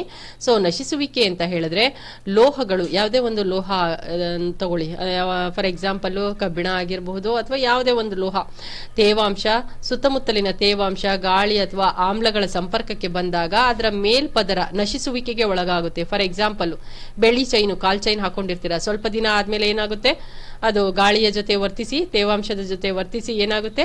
ನಶಿಸುವಿಕೆ, ಕಪ್ಪುಗಾಗುತ್ತೆ. ನೋಡಿದ್ದೀರಾ? ಸೊ ಮತ್ತೆ ತನ್ನ ಹೊಳಪನ್ನು ಕೂಡ ಕಳೆದುಕೊಳ್ಳುತ್ತೆ. ಇಂತಹ ಪ್ರಕ್ರಿಯೆಯನ್ನು ಏನಂತಾರೆ, ನಶಿಸುವಿಕೆ ಎನ್ನುವರು. ನೋಡಿ, ಕೆಲವೊಂದು ಲೋಹಗಳು ತೇವಾಂಶ, ಗಾಳಿ, ಆಮ್ಲಗಳ ಸಂಪರ್ಕಕ್ಕೆ ಬಂದಾಗ ಅದರ ಮೇಲ್ಪದರ ನಶಿಸುವಿಕೆಗೆ ಒಳಗಾಗುತ್ತೆ, ತನ್ನ ಹೊಳಪನ್ನು ಕಳೆದುಕೊಳ್ಳುತ್ತೆ. ಇಂತಹ ಪ್ರಕ್ರಿಯೆಯನ್ನು ಏನಂತಾರೆ, ನಶಿಸುವಿಕೆ ಎನ್ನುವರು. ಫಾರ್ ಎಕ್ಸಾಂಪಲ್, ಬೆಳ್ಳಿ, ತಾಮ್ರ, ಕಬ್ಬಿಣ ನಶಿಸುವಿಕೆಗೆ ಒಳಗಾಗುವ ಲೋಹಗಳು. ಬೆಳ್ಳಿ, ಈಗ ಇಲ್ಲೂ ಕೂಡ ಒಂದು ಪ್ರಶ್ನೆಯನ್ನ ಕೇಳ್ತಾರೆ, ನೋಡ್ಕೊಳ್ಳಿ ನೀವು. ಬೆಳ್ಳಿ ಯಾವ ಬಣ್ಣಕ್ಕೆ ಬದಲಾಗುತ್ತೆ? ನಶಿಸುವಿಕೆಗೆ ಒಳಗಾಗಿ ಕಪ್ಪು ಬಣ್ಣಕ್ಕೆ ಬದಲಾಗುತ್ತೆ. ಬೆಳ್ಳಿಯು ಕಪ್ಪು ಬಣ್ಣಕ್ಕೆ ಬದಲಾಗಲು ಕಾರಣವಾದಂತಹ ಒಂದು ಗಾಳಿಯಲ್ಲಿರುವ ವಸ್ತು ಯಾವುದು ಅಂತ ಹೇಳಿದ್ರೆ ಸಲ್ಫರ್. ಬೆಳ್ಳಿಯು ಸಲ್ಫರ್ ಜೊತೆ ವರ್ತಿಸಿ ಕಪ್ಪು ಬಣ್ಣಕ್ಕೆ ತಿರುಗುತ್ತದೆ. ಇಲ್ಲಿ ಯಾವ ತರ ಕ್ವಶನ್ ಬೇಕಾದ್ರೂ ಕೇಳಬಹುದು. ಬೆಳ್ಳಿಯು ಕಪ್ಪು ಬಣ್ಣಕ್ಕೆ ತಿರುಗಲು ಕಾರಣವಾದ ವಸ್ತು ಯಾವುದು? ಸಲ್ಫರ್. ಬೆಳ್ಳಿಯು ಸಲ್ಫರ್ ಜೊತೆ ವರ್ತಿಸಿ ಯಾವ ಬಣ್ಣಕ್ಕೆ ತಿರುಗುತ್ತದೆ? ಕಪ್ಪು ಬಣ್ಣಕ್ಕೆ. ಯಾವ ತರ ಬೇಕಾದ್ರೂ ಕ್ವಶನ್ ಕೇಳಬಹುದು. ಅಥವಾ ಸಲ್ಫರ್ ಜೊತೆ ವರ್ತಿಸಿ ಯಾವ ಲೋಹವು ಕಪ್ಪು ಬಣ್ಣಕ್ಕೆ ತಿರುಗುತ್ತದೆ? ಬೆಳ್ಳಿ. ಯಾವ ತರ ಬೇಕಾದ್ರೂ ಕ್ವಶನ್ ಕೇಳಬಹುದು. ಇನ್ನು ತಾಮ್ರ ಯಾವ ಬಣ್ಣ ಇತ್ತು? ಕಂದು ಬಣ್ಣ ಇತ್ತು. ಯಾವ ಬಣ್ಣಕ್ಕೆ ತಿರುಗುತ್ತೆ? ನಶಿಸುವಿಕೆಗೆ ಒಳಗಾದ ಮೇಲೆ ಹಸಿರು ಬಣ್ಣಕ್ಕೆ. ಹಾಗಾದ್ರೆ ಯಾವುದರೊಂದಿಗೆ ವರ್ತಿಸಿ? ಇಂಗಾಲದ ಡೈಆಕ್ಸೈಡ್ನೊಂದಿಗೆ. ತಾಮ್ರವು ಹಸಿರು ಬಣ್ಣಕ್ಕೆ ಬದಲಾಗಲು ಕಾರಣವಾದ ವಸ್ತು ಯಾವುದು? CO2. ಅಥವಾ ತಾಮ್ರವು CO2 ನೊಂದಿಗೆ ವರ್ತಿಸಿ ಯಾವ ಬಣ್ಣಕ್ಕೆ ಬದಲಾಗುತ್ತೆ? ಹಸಿರು ಬಣ್ಣಕ್ಕೆ. ಯಾವ ಲೋಹವು CO2 ಒಂದಿಗೆ ವರ್ತಿಸಿ ಹಸಿರು ಬಣ್ಣಕ್ಕೆ ಬದಲಾಗುತ್ತೆ? ತಾಮ್ರ. ಈ ರೀತಿಯಾಗಿ ಇವು ಮೂರು ಗೊತ್ತಿರಬೇಕು ನಿಮಗೆ. ತಾಮ್ರ ಹಸಿರು ಬಣ್ಣಕ್ಕೆ ಬದಲಾಗುತ್ತೆ CO2 ನೊಂದಿಗೆ ವರ್ತಿಸಿ. ಬೆಳ್ಳಿ ಕಪ್ಪು ಬಣ್ಣಕ್ಕೆ ಬದಲಾಗುತ್ತೆ ಸಲ್ಫರ್ನೊಂದಿಗೆ ವರ್ತಿಸಿ. ಅಂದ್ರೆ ನಶಿಸುವಿಕೆಗೆ ಒಳಗಾಗ್ತಾ ಇರೋದು ಇದು. ಕಬ್ಬಿಣ ಕೆಂಪು ಮಿಶ್ರಿತ ಕಂದು ಬಣ್ಣಕ್ಕೆ, ಅಂದ್ರೆ ತುಕ್ಕು ಹಿಡಿಯುತ್ತೆ. ತುಕ್ಕು ಎಂದರೆ ಏನು ಅಂತ ಕೇಳಿದ್ರೆ, ಕೆಂಪು ಮಿಶ್ರಿತ ಕಂದು ಬಣ್ಣವನ್ನ ಕಬ್ಬಿಣವು ತೇವಾಂಶ ಭರಿತ ಗಾಳಿಯೊಂದಿಗೆ ವರ್ತಿಸಿ ಕೆಂಪು ಮಿಶ್ರಿತ ಕಂದು ಬಣ್ಣಕ್ಕೆ ತಿರುಗುತ್ತದೆ. ಇದನ್ನು ತುಕ್ಕು ಎನ್ನುವರು. ಸೊ ತೇವಾಂಶ, ಇದಕ್ಕೆ ಕಾರಣ ಯಾವುದು ಅಂದ್ರೆ ತೇವಾಂಶದ ಗಾಳಿ. ತೇವಾಂಶನೂ ಇರಬೇಕು, ಗಾಳಿನೂ ಇರಬೇಕು. ತೇವಾಂಶ ಭರಿತ ಗಾಳಿಯಿಂದ ಕಬ್ಬಿಣ ಏನಾಗುತ್ತೆ? ತುಕ್ಕು ಹಿಡಿಯುತ್ತೆ. ಹಾಗಾದ್ರೆ ಬೆಳ್ಳಿ ಕಪ್ಪು ಬಣ್ಣಕ್ಕೆ ಬಂತು ಸಲ್ಫರ್ನಿಂದ, ತಾಮ್ರ ಹಸಿರು ಬಣ್ಣಕ್ಕೆ ಬಂತು ಇಂಗಾಲದ ಡೈಆಕ್ಸೈಡ್ನಿಂದ, ಕಬ್ಬಿಣ ತುಕ್ಕು ಹಿಡಿತು ತೇವಾಂಶದ ಗಾಳಿಯಿಂದ. ಸೊ ಇದಿಷ್ಟು ನಶಿಸುವಿಕೆಯ ಬಗ್ಗೆ ಕೊಟ್ಟಿದ್ದಾರೆ. ನೆಕ್ಸ್ಟ್ ಬಂದ್ರೆ ನಿಮಗೆ ಸೀಸದ ನೈಟ್ರೇಟ್ ತುಂಬಾ ಇಂಪಾರ್ಟೆಂಟ್. ಸೀಸದ ನೈಟ್ರೇಟ್, ಇದರ ರಿಯಾಕ್ಷನ್ಸ್ ಯಾವಾಗಲೂ ನಿಮಗೆ ಕೇಳ್ತಾ ಇರ್ತಾರೆ. ಸೀಸದ ನೈಟ್ರೇಟ್ ದ ರಿಯಾಕ್ಷನ್ PbNO3 ಅಂತ ಹೇಳ್ಬಿಟ್ಟು ಅದನ್ನ ನೀವು ನೋಡ್ಕೊಳ್ಬೇಕಾಗುತ್ತೆ. ಇದರಲ್ಲಿ ಟೆಕ್ಸ್ಟ್ ಬುಕ್ ಅಲ್ಲಿ ನೋಡ್ಕೊಳ್ಳಿ ಸೀಸದ ನೈಟ್ರೇಟ್ ಬಗ್ಗೆ. ಸೀಸದ ನೈಟ್ರೇಟ್ ಅನ್ನ ಕಾಯಿಸಿದಾಗ ಬರುವ ಕಂದು ಬಣ್ಣದ ಧೂಮ ಯಾವುದು? Nitrogen dioxide. ಸೀಸದ ನೈಟ್ರೇಟ್ ಅನ್ನ ಕಾಯಿಸಿದಾಗ ಯಾವ ಬಣ್ಣ ಬರುತ್ತೆ? ಕಂದು ಬಣ್ಣ ಬರುತ್ತೆ. ಆ ಕಂದು ಬಣ್ಣದ ಧೂಮ ಏನಾಗಿರುತ್ತೆ? Nitrogen dioxide. ಅಥವಾ ಸೀಸದ ನೈಟ್ರೇಟ್ಸ್ ಅನ್ನ ಕಾಯಿಸಿದಾಗ ಬರುವಂತಹ ಅನಿಲ ಯಾವುದು? Nitrogen dioxide. ನೈಟ್ರೇಟ್ ಅಂತ ಇಲ್ಲೇ ಹೇಳ್ತಾ ಇದೆ ನೋಡ್ಕೊಳ್ಳಿ. ನೈಟ್ರೇಟ್ ಅಂದ್ರೆ ನೈಟ್ರೋಜನ್ ಡೈಆಕ್ಸೈಡ್ ಅನಿಲ ಬಿಡುಗಡೆ ಆಗೋದು. ಸಲ್ಫೇಟ್ ಅಂದ್ರೆ ಸಲ್ಫರ್ ಡೈಆಕ್ಸೈಡ್ ಅನಿಲ. ಕಾರ್ಬೋನೇಟ್ ಅಂದ್ರೆ ಕಾರ್ಬನ್ ಡೈಆಕ್ಸೈಡ್ ಅನಿಲ ಬಿಡುಗಡೆ ಆಗುತ್ತೆ. ಆ ಹೆಸರಲ್ಲೇ ಅನಿಲ ಯಾವ್ದು ಬಿಡುಗಡೆ ಆಗುತ್ತೆ ಅನ್ನೋದು ನಿಮಗೆ ಗೊತ್ತಾಗುತ್ತೆ. ಇದರ ರಿಯಾಕ್ಷನ್ ನಾನು ಇಲ್ಲಿ ಬರ್ದಿಲ್ಲ, ಬಟ್ ಇದು ತುಂಬಾ ಇಂಪಾರ್ಟೆಂಟ್ ರಿಯಾಕ್ಷನ್ ಆಗಿರೋದ್ರಿಂದ ಕೆಳಗಡೆ ನಿಮಗೆ ಪ್ರೀವಿಯಸ್ ಇಯರ್ ಕ್ವಶನ್ ಪೇಪರ್ ಅಲ್ಲೆಲ್ಲ ರಿಯಾಕ್ಷನ್ ಇದೆ, ಬೇಕಾದ್ರೆ ನಾನು ಅದನ್ನ ತೋರಿಸ್ತೀನಿ. ನೆಕ್ಸ್ಟ್ ಬಂದ್ರೆ ಇಲ್ಲಿ 3 ಸೂತ್ರಗಳಿದೆ. 3 ಸೂತ್ರಗಳು ತುಂಬಾ ಇಂಪಾರ್ಟೆಂಟ್.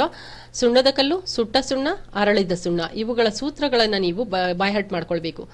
ಸುಣ್ಣದ ಕಲ್ಲು CaCO3, ಸುಟ್ಟ ಸುಣ್ಣ CaO, ಅರಳಿದ ಸುಣ್ಣ CaOH2. ಒಂದ್ ಕಡೆ ಬರ್ದಿದ್ದೀನಿ, ಬೇರೆ ಬೇರೆ ಕಡೆ ಕೊಟ್ಟಿದ್ದಾರೆ ಟೆಕ್ಸ್ಟ್ ಬುಕ್ ಅಲ್ಲಿ, ಒಂದ್ ಕಡೆ ಬರ್ದಿಟ್ಕೊಂಡಿದ್ದೀನಿ. ನೆಕ್ಸ್ಟ್ ಸುಣ್ಣದ ಕಲ್ಲಿಗೆ ನಾವು ಉಷ್ಣವನ್ನ ಕೊಟ್ಟಾಗ ಏನಾಗುತ್ತೆ? ಸುಟ್ಟ ಸುಣ್ಣ ಆಗುತ್ತೆ. ಸುಟ್ಟ ಸುಣ್ಣ ನಾವು ನೀರನ್ನು ಹಾಕಿದಾಗ ಅದು ಅರಳಿದ ಸುಣ್ಣ ಆಗುತ್ತೆ. ಈ ರಿಯಾಕ್ಷನ್ ಕೂಡ ನೀವು ಬೇಕು ಅಂದರೆ ನೋಡ್ಕೊಳ್ಬಹುದು. ಇದಾದ್ಮೇಲೆ ನಿಮಗೆ ಸರಿದೂಗಿಸಿದ ರಾಸಾಯನಿಕ ಸಮೀಕರಣ.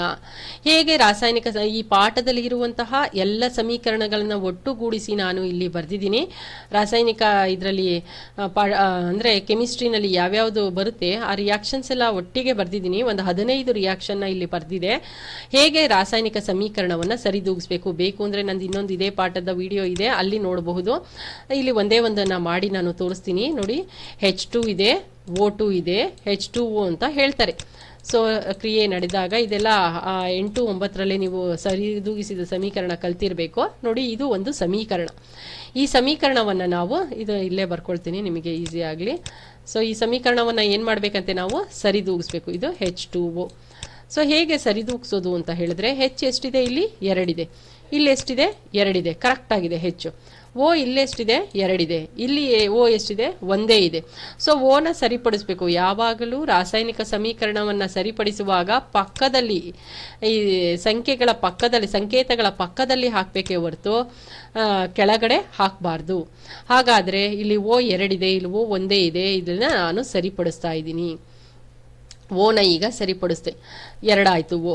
ನೋಡಿ ಇಲ್ಲಿ 2 ಓ ಮಾಡೋಕ್ಕೋಗಿ ಹೆಚ್ಚು ಕೂಡ ನೋಡಿ ಇಲ್ಲಿ ಹಾಕಿದ್ರೆ ಇದು ಹೆಚ್ಚಿಗೂ ಆಗುತ್ತೆ, ಓಗೂ ಆಗುತ್ತೆ. ಹಾಗಾದರೆ 2 2ಲಿ 4 ಹೆಚ್ಚಾಗೋಯ್ತು. ಓನ ಸರಿಪಡಿಸೋಕೋಗಿ ಹೆಚ್ಚು ಎಷ್ಟಾಗಿದೆ? 4 ಆಗಿದೆ. ಹಾಗಾದರೆ ಇಲ್ಲೂ ಕೂಡ ನಾನು ಸರಿಪಡಿಸ್ಬೇಕು, 4 ಹೆಚ್ಚು. ಅಂದರೆ 2 2ಲಿ 4, 4 ಹೆಚ್ಚು ಪ್ಲಸ್ O2 ಓ 2 ಇದೆ. ನೋಡಿ ಇಲ್ಲಿ 4H ಓ 2 ಇದೆ ಸರಿದೂಗಿಸಿದ ಸಮೀಕರಣ. ಇಲ್ಲೇ ಮಾಡಬಾರ್ದು, ಈ ರಿಯಾಕ್ಷನ್ನ ಬರ್ಕೊಂಡು ಅದರ ಕೆಳಗಡೆ ನೀವು ಸಮೀಕರಣವನ್ನು ಸರಿದೂಗಿಸ್ಬೇಕು. ಅದನ್ನು ನಾನು ಇಲ್ಲಿ ತೋರಿಸಿದ್ದೀನಿ ನಿಮಗೆ. ಸೊ ಇದಿಷ್ಟು ಸಮೀಕರಣ ಸರಿದೂಗಿಸುವಿಕೆಯ ಬಗ್ಗೆ. ಇದರ ಹೆಚ್ಚಿನ ಸಮೀಕರಣ ಸರಿದೂಗಿಸೋದು ಬೇಕು ಅಂತಂದರೆ ನೀವು ಇನ್ನೊಂದು ವಿಡಿಯೋ ಇದೆ, ಅದರಲ್ಲೂ ಕೂಡ ನೋಡಬಹುದು ನೀವು. ಫಾರ್ ಎಕ್ಸಾಂಪಲ್ ಇನ್ನೂ ಒಂದು ಹೇಳ್ತೀನಿ ನೋಡಿ. M G plus O2, mg plus O2 ಬಾಣದ ಗುರುತು MgO ಅಂತ ಇದೆ. ಇದು ಸಮೀಕರಣ. ಇದನ್ನು ನೀವು ಏನು ಮಾಡಬೇಕು? ಸರಿದೂಗಿಸ್ಬೇಕು. mg ಎಷ್ಟಿದೆ? 1 ಇದೆ. ಇಲ್ಲಿ mg ಎಷ್ಟಿದೆ? 1 ಇದೆ. ಓ ಎಷ್ಟಿದೆ? 2 ಇದೆ. ಆದರೆ ಇಲ್ಲಿ ಓ ಎಷ್ಟಿದೆ? 1 ಇದೆ. ಓನ ಸರಿಪಡಿಸ್ಬೇಕಲ್ವಾ? ಅದಕ್ಕೆ ಸರಿಪಡಿಸೋವಾಗ ಯಾವಾಗಲೂ ಪಕ್ಕದಲ್ಲಿ ಹಾಕಬೇಕು ನಂಬರ್ ಅಂತ ಹೇಳಿದ್ದೀನಿ. ಸೊ 2 ಓ ಆಯಿತು. ಓ ಸರಿಪಡೋಕ್ಕೋಗಿ mg ಎಷ್ಟಾಗಿದೆ? 2 ಆಗಿಬಿಟ್ಟಿದೆ. ಸೊ ಇಲ್ಲೂ ಕೂಡ mgಯನ್ನು 2 ಮಾಡಿ. ಸೊ 2 mg 2 ಓ 2 ಓ ಸರಿ ಹೋಗಿದೆ ನೋಡಿ, 2 ಓ. ಸೊ ಈ ರೀತಿಯಾಗಿ ರಾಸಾಯನಿಕ ಸಮೀಕರಣವನ್ನು ಸರಿದೂಗಿಸ್ಬೇಕು. ಎಲ್ಲ ರಾಸಾಯನಿಕ ಸಮೀಕರಣ ಮೊದಲನೇ ಲೈನು ಕ್ವಶನ್ನು, 2ನೇ ಲೈನು ಇದು ಆನ್ಸರು. ಸಮೀಕರಣ ಸರಿದೂಗಿಸಿರುವಂಥದ್ದು. ಸೊ ಈ ರೀತಿಯಾಗಿ ನೀವು ಬರ್ಕೊಂಡು ಈ ಇಡೀ ಕಾನ್ಸೆಪ್ಟ್ಸ್ ಅಂದರೆ ಈ ಪಾಠದಲ್ಲಿರುವಂತಹ ಇಡೀ ಕಾನ್ಸೆಪ್ಟ್ಸ್ ಎಲ್ಲ ಇಲ್ಲಿ ಕವರ್ ಆಗಿದೆ, ನೀವು ನೋಡಬಹುದು. ಇನ್ನೊಂದ್ಸಲ ಹೇಳ್ಬಿಡ್ತೀನಿ ನೋಡಿ. ರಾಸಾಯನಿಕ ಕ್ರಿಯೆಗಳು ಮತ್ತು ಅದರ ವಿಧಗಳು 6ರಿಂದ 7 ಅಂಕಗಳಿಗೆ ನಿಮಗೆ ಬರುತ್ತೆ. ಈ ರೀತಿಯ ಚಾರ್ಟ್ ಮಾಡೋದ್ರಿಂದ ನಿಮಗೆ ಯೂಸ್ ಆಗುತ್ತೆ. ಇದು ಮೆಗ್ನೀಷಿಯಂ ಆಕ್ಸೈಡ್ ಬಗ್ಗೆ ಕೊಟ್ಟೈತೆ. ರಾಸಾಯನಿಕ ಕ್ರಿಯೆ ನಡೆದಿದೆ ಎಂದು ನಿರ್ಧರಿಸುವ ಅಂಶ, ರಾಶಿ ಸಂರಕ್ಷಣಾ ನಿಯಮ, ರಾಸಾಯನಿಕ ಕ್ರಿಯೆಯ ವಿಧಗಳು, ಉತ್ಕರ್ಷಣ ಅಪಕರ್ಷಣ ಕ್ರಿಯೆ, ಅಂತರುಷ್ಣಕ ಬಹಿರುಷ್ಣಕ ಕ್ರಿಯೆ, ರೆಡ್ಡಾಕ್ಸ್ ಕ್ರಿಯೆ, ನೆಕ್ಸ್ಟು ಬೆಳ್ಳಿಯ ಕ್ಲೋರೈಡ್ನ ವರ್ತನೆ, ಫೆರಸ್ ಸಲ್ಫೇಟ್ ಹರಳಿನ ವರ್ತನೆ, ಕಮಟುವಿಕೆ ಮತ್ತು ನಶಿಸುವಿಕೆಯ ವರ್ತನೆ, ಸೀಸದ ನೈಟ್ರೇಟ್. ಇಲ್ಲಿ ತುಂಬ ಇಂಪಾರ್ಟೆಂಟ್ ಯಾವುದು ಅಂದರೆ ಸೀಸದ ನೈಟ್ರೇಟ್, ಫೆರಸ್ ಸಲ್ಫೇಟ್ ಮತ್ತು ಬೆಳ್ಳಿಯ ಕ್ಲೋರೈಡ್, 3ರಲ್ಲಿ 1 ಕೊಡುವ ಸಾಧ್ಯತೆ ಇರುತ್ತೆ. ಬೆಳ್ಳಿಯ ಕ್ಲೋರೈಡ್ ಬಗ್ಗೆ ಅಂದರೆ ಇದರಲ್ಲಿ ರಿಯಾಕ್ಷನ್ನು ಕೂಡ ಕಲ್ತಿರಬೇಕು ನೀವು. ಅಲ್ಲಿ ರಿಯಾಕ್ಷನ್ಸು ಟೆಕ್ಸ್ಟ್ ಬುಕ್ಕಲ್ಲಿದೆ, ಅದನ್ನು ಕೂಡ ಬರ್ಕೊಳ್ಳಿ ನೀವು. ಇಲ್ಲಿ ಮರ್ತಿದ್ದೀನಿ ಬರೆಯೋದು. ಬೆಳ್ಳಿಯ ಕ್ಲೋರೈಡನ್ನು ಸೂರ್ಯನ ಬೆಳಕಿನಲ್ಲಿಟ್ಟಾಗ ಹೇಗೆ ರಿಯಾಕ್ಷನ್ ಆಗುತ್ತೆ, ಫೆರಸ್ ಸಲ್ಫೇಟ್ನ ಕಾಯಿಸಿದಾಗ ಹೇಗೆ ರಿಯಾಕ್ಷನ್ ಆಗುತ್ತೆ, ಸೀಸದ ನೈಟ್ರೇಟ್ನ ಕಾಯಿಸಿದಾಗ ಯಾವ ಸಮೀಕರಣ ಬರುತ್ತೆ, ಕ್ರಿಯೆ ಹೇಗೆ ನಡೆಯುತ್ತೆ ಅನ್ನುವಂತಹ ಸಮೀಕರಣ ತುಂಬ ಇಂಪಾರ್ಟೆಂಟ್ ಅವು 3. ಮತ್ತು ಕಮಟುವಿಕೆ ನಶಿಸುವಿಕೆನೂ ಕೂಡ ತುಂಬ ಇಂಪಾರ್ಟೆಂಟ್. ಯಾವ್ದು ಬೇಕಾದರೂ ಅವರು ಕೇಳ್ಬೋದು. 6ರಿಂದ 7 ಅಂಕಗಳಿಗೆ ಸುಲಭವಾಗಿ ನೀವು ಈ ಪಾಠವನ್ನು ಕಲ್ತ್ಕೊಳ್ಬೋದು. ಸೊ ಈ ಪಾಠದಲ್ಲಿ ಇನ್ನೇನಿದೆ ಅಂತ ನೋಡೋದಾದರೆ, ಅಂದರೆ ಈ ವಿಡಿಯೋದಲ್ಲಿ ಇನ್ನೇನು ನೀವು ತಿಳ್ಕೊಳ್ತೀರಾ ಅಂತ ಹೇಳಿದ್ರೆ, ಈ ಪಾಠದಲ್ಲಿ ನಾನು ಈಗಾಗಲೇ ಹೇಳಿದೆ previous year question paper, notes ಮತ್ತು ಇದಕ್ಕೆ ಸಂಬಂಧಪಟ್ಟ ಕ್ವಶನ್ ಆನ್ಸರ್ಸ್ ಯಾವ್ಯಾವುದೆಲ್ಲ ಬರುತ್ತೆ ಅನ್ನೋದನ್ನು ನಾನು ಹೇಳ್ತೀನಿ ಅಂತ ಹೇಳಿದ್ದೀನಿ. ಇದನ್ನು ಲಿಂಕಲ್ಲೂ ಕೂಡ ಕೊಟ್ಟಿರ್ತೀನಿ, ನೀವು ನೋಡ್ಕೊಳ್ಬಹುದು. ಡಿಸ್ಕ್ರಿಪ್ಷನಲ್ಲಿ ಹಾಕಿರ್ತೀನಿ ಲಿಂಕು, ಅಲ್ಲಿ ನಿಮಗೆ ಈ ಮೆಟೀರಿಯಲ್ಲು ಸಿಗುತ್ತೆ ನೋಡಿ. ರಾಸಾಯನಿಕ ಕ್ರಿಯೆಯ ಮತ್ತು ಸಮೀಕರಣಗಳಲ್ಲಿ ಪಾಠಗಳಲ್ಲಿ ನೋಡಿ ಬಹು ಆಯ್ಕೆ ಪ್ರಶ್ನೆ ಯಾವುದೆಲ್ಲ ಬರಬಹುದು ಅಂತ 1 ಅಂಕದ ಪ್ರಶ್ನೆಗಳ ಬಗ್ಗೆ ಇಲ್ಲಿ ನೀವು ನೋಡಬಹುದು. ನೆಕ್ಸ್ಟ್ ಬಂದರೆ 2 ಅಂಕದ ಪ್ರಶ್ನೆ. ಇದೇ ಥರ ಕ್ವಶನ್ ಇರಬೇಕು ಅಂತ ಏನಿಲ್ಲ. ಕ್ವಶನ್ಸ್ ಪ್ಯಾಟ್ರನ್ ಚೇಂಜ್ ಆಗ್ಬೋದು, ಬಟ್ ಆನ್ಸರ್ ಅದೇ ಇರುತ್ತೆ. ಸ್ವಲ್ಪ ಯೋಚನೆ ಮಾಡಿ ಬರಿಬೇಕಾಗುತ್ತೆ ನೋಡಿ. ಸಮೀಕರಣ ಸರಿದೂಗಿಸೋದು ಎಂದರೇನು ಅಂತ ಹೇಳಿ, ರಾಸಾಯನಿಕ ಕ್ರಿಯೆ, ದ್ವಿಸ್ಥಾನ ಪಲ್ಲಟ ಎಂದರೇನು, ಅದರ ವ್ಯತ್ಯಾಸ. ಸೊ ಇವುಗಳನ್ನು ನೀವು ಇಲ್ಲಿ ನೋಡಬಹುದು. ಸೊ ಇದೆಲ್ಲ 1 ಅಂಕದ ಪ್ರಶ್ನೆ, 2 ಅಂಕದ ಪ್ರಶ್ನೆ, 3 ಅಂಕದ ಪ್ರಶ್ನೆ. ಇಲ್ಲಿ ನೀರಿನ ವಿದ್ಯುತ್ ವಿಭಜನ ಕ್ರಿಯೆ ನೋಡಿ, ಈ ಚಿತ್ರ ತುಂಬ ಇಂಪಾರ್ಟೆಂಟು, ಎಕ್ಸಾಮ್ಗೆ ಇರುತ್ತೆ. 2ರಿಂದ 3 ಅಂಕಕ್ಕೆ ಇದನ್ನು ಕೇಳ್ತಾರೆ, ಅಥವಾ 5 ಅಂಕಕ್ಕೂ ಒಂದೊಂದು ಸಲ ಕೇಳ್ಬಿಡ್ತಾರೆ. ನೀರಿನ ವಿದ್ಯುತ್ ವಿಭಜನೆಯ ಚಿತ್ರವನ್ನು ಬರೆದು ವಿವರಿಸಿ ಅಂತ ಹೇಳ್ತಾರೆ. ವಿವರಣೆ ಮಾಡಬೇಕು ಅಂತ ಹೇಳಿದ್ರೆ ನೀವು ಟೆಕ್ಸ್ಟ್ ಬುಕ್ಕಲ್ಲೇ ಇದೆ ವಿವರಣೆ. ಈ ರೀತಿಯ ಒಂದು ಮಗ್ಗನ್ನು ತಗೊಂಡು 2 ಪ್ರನಾಳವನ್ನು ಉಲ್ಟಾ ಮಾಡಿ ಅದಕ್ಕೆ ನಾವು ಪ್ರನಾಳಕ್ಕೆ ರಬ್ಬರ್ ಬಿರಡೆಯನ್ನು ಹಾಕಿ ಆ್ಯನೋಡ್ ಕ್ಯಾಥೋಡ್ ಬ್ಯಾಟರಿಯನ್ನು ಅಳವಡಿಸಿ ನಾವು ಸ್ವಿಚ್ ಆನ್ ಮಾಡಿದಾಗ ನೀರು ವಿಭಜನೆಗೊಂಡು ಒಂದು ಕಡೆ ಹೈಡ್ರೋಜನ್ ಮತ್ತೊಂದು ಕಡೆ ಆಕ್ಸಿಜನ್ ನಮಗೆ ದೊರೆಯುತ್ತೆ. ಯಾವ್ಯಾವುದರಲ್ಲಿ ಏನು ದೊರೆಯುತ್ತೆ ಅನ್ನೋದನ್ನು ಕ್ವಶನ್ನು ಕೇಳಿದ್ರು ಈ ಸಲ. ನೋಡಿ ಇಲ್ಲಿ ಹೈಡ್ರೋಜನ್ ಕ್ಯಾಥೋಡ್ನಲ್ಲಿ ಬರುವುದು ಯಾವುದು? ಹೈಡ್ರೋಜನ್. ಆ್ಯನೋಡ್ನಲ್ಲಿ ಬರೆಯುವುದು ಯಾವುದು? ಆಕ್ಸಿಜನ್. ಅಂತ ಜ್ಞಾಪಕ ಇಟ್ಕೊಳ್ಳಿ. ಆಕ್ಸಿಜನ್ ಆ್ಯನೋಡ್ ಅಂತ ನೀವು ಜ್ಞಾಪಕ ಇಟ್ಕೊಂಡ್ರೆ ಇಲ್ಲಿ ಈಸಿ ಆಗುತ್ತೆ. ಕ್ಯಾಥೋಡ್ನಲ್ಲಿ ಹೈಡ್ರೋಜನ್ HO. ಸೊ ಇದು 5 ಮಾರ್ಕ್ಸ್ಗೆ ಕೇಳುವ ಚಾನ್ಸ್ ಇರುತ್ತೆ, ಅಥವಾ 3 ಮಾರ್ಕ್ಸ್ಗೆ ಚಿತ್ರವನ್ನು ಕೇಳುವ ಚಾನ್ಸ್ ಕೂಡ ಇರುತ್ತೆ.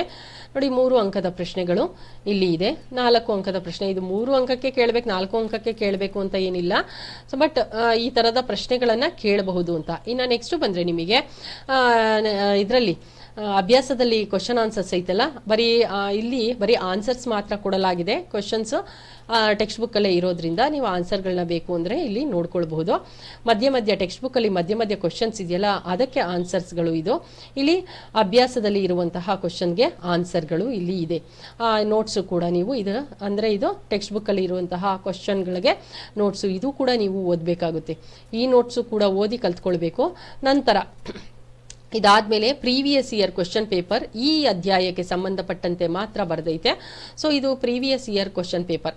ಈ ಫುಲ್ಲು ಪಾಠಕ್ಕೆ, ಇದೊಂದೇ ಪಾಠಕ್ಕೆ ಮಾತ್ರ 2019, 20 ಎಲ್ಲ 21 ಎಲ್ಲ ಯಾವ ರೀತಿಯ ಪ್ರಶ್ನೆ ಕೇಳಿದರೆ ಮತ್ತು ಅದಕ್ಕೆ ಉತ್ತರ ಏನು ಅಂತ ಉತ್ತರದ ಸಮೇತ ಇಲ್ಲಿ ಇದೆ, ನೀವು ನೋಡಬಹುದು.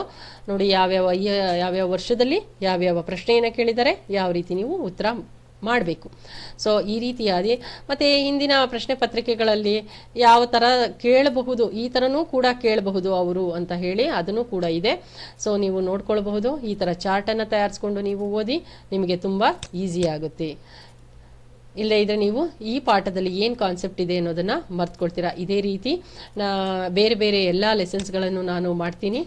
ಸೊ ನೀವು ಎಲ್ಲ ಲೆಸನ್ಗಳನ್ನು ನೋಡಬೇಕು ಅಂತ ಹೇಳಿದ್ರೆ, ಅಥವಾ ಸಬ್ಸ್ಕ್ರೈಬ್ ಆದರೂ ಮಾಡಿ, ನೀವು ಕ್ವಶನ್ಸ್ ಏನು ಬೇಕಾದರೂ ಕೇಳ್ಬೋದು ಅಲ್ಲಿ, ಅಥವಾ ಪಾಠಗಳನ್ನು ಈ ರೀತಿ ಈಸಿಯಾಗಿ ನೋಡಿ. ಟೆಕ್ಸ್ಟ್ ಬುಕ್ಕಲ್ಲೇ ನಾನು ನೋಡಿ ಓದ್ಕೊಳ್ಬೇಕು ಅಂತ ಹೇಳಿದ್ರೆ ಅದು ಕೂಡ ಮಾಡಿದ್ದೀನಿ, ಟೆಕ್ಸ್ಟ್ ಬುಕ್ ಇಟ್ಟು ಅಲ್ಲಾದರೂ ನೋಡಬಹುದು ನೀವು.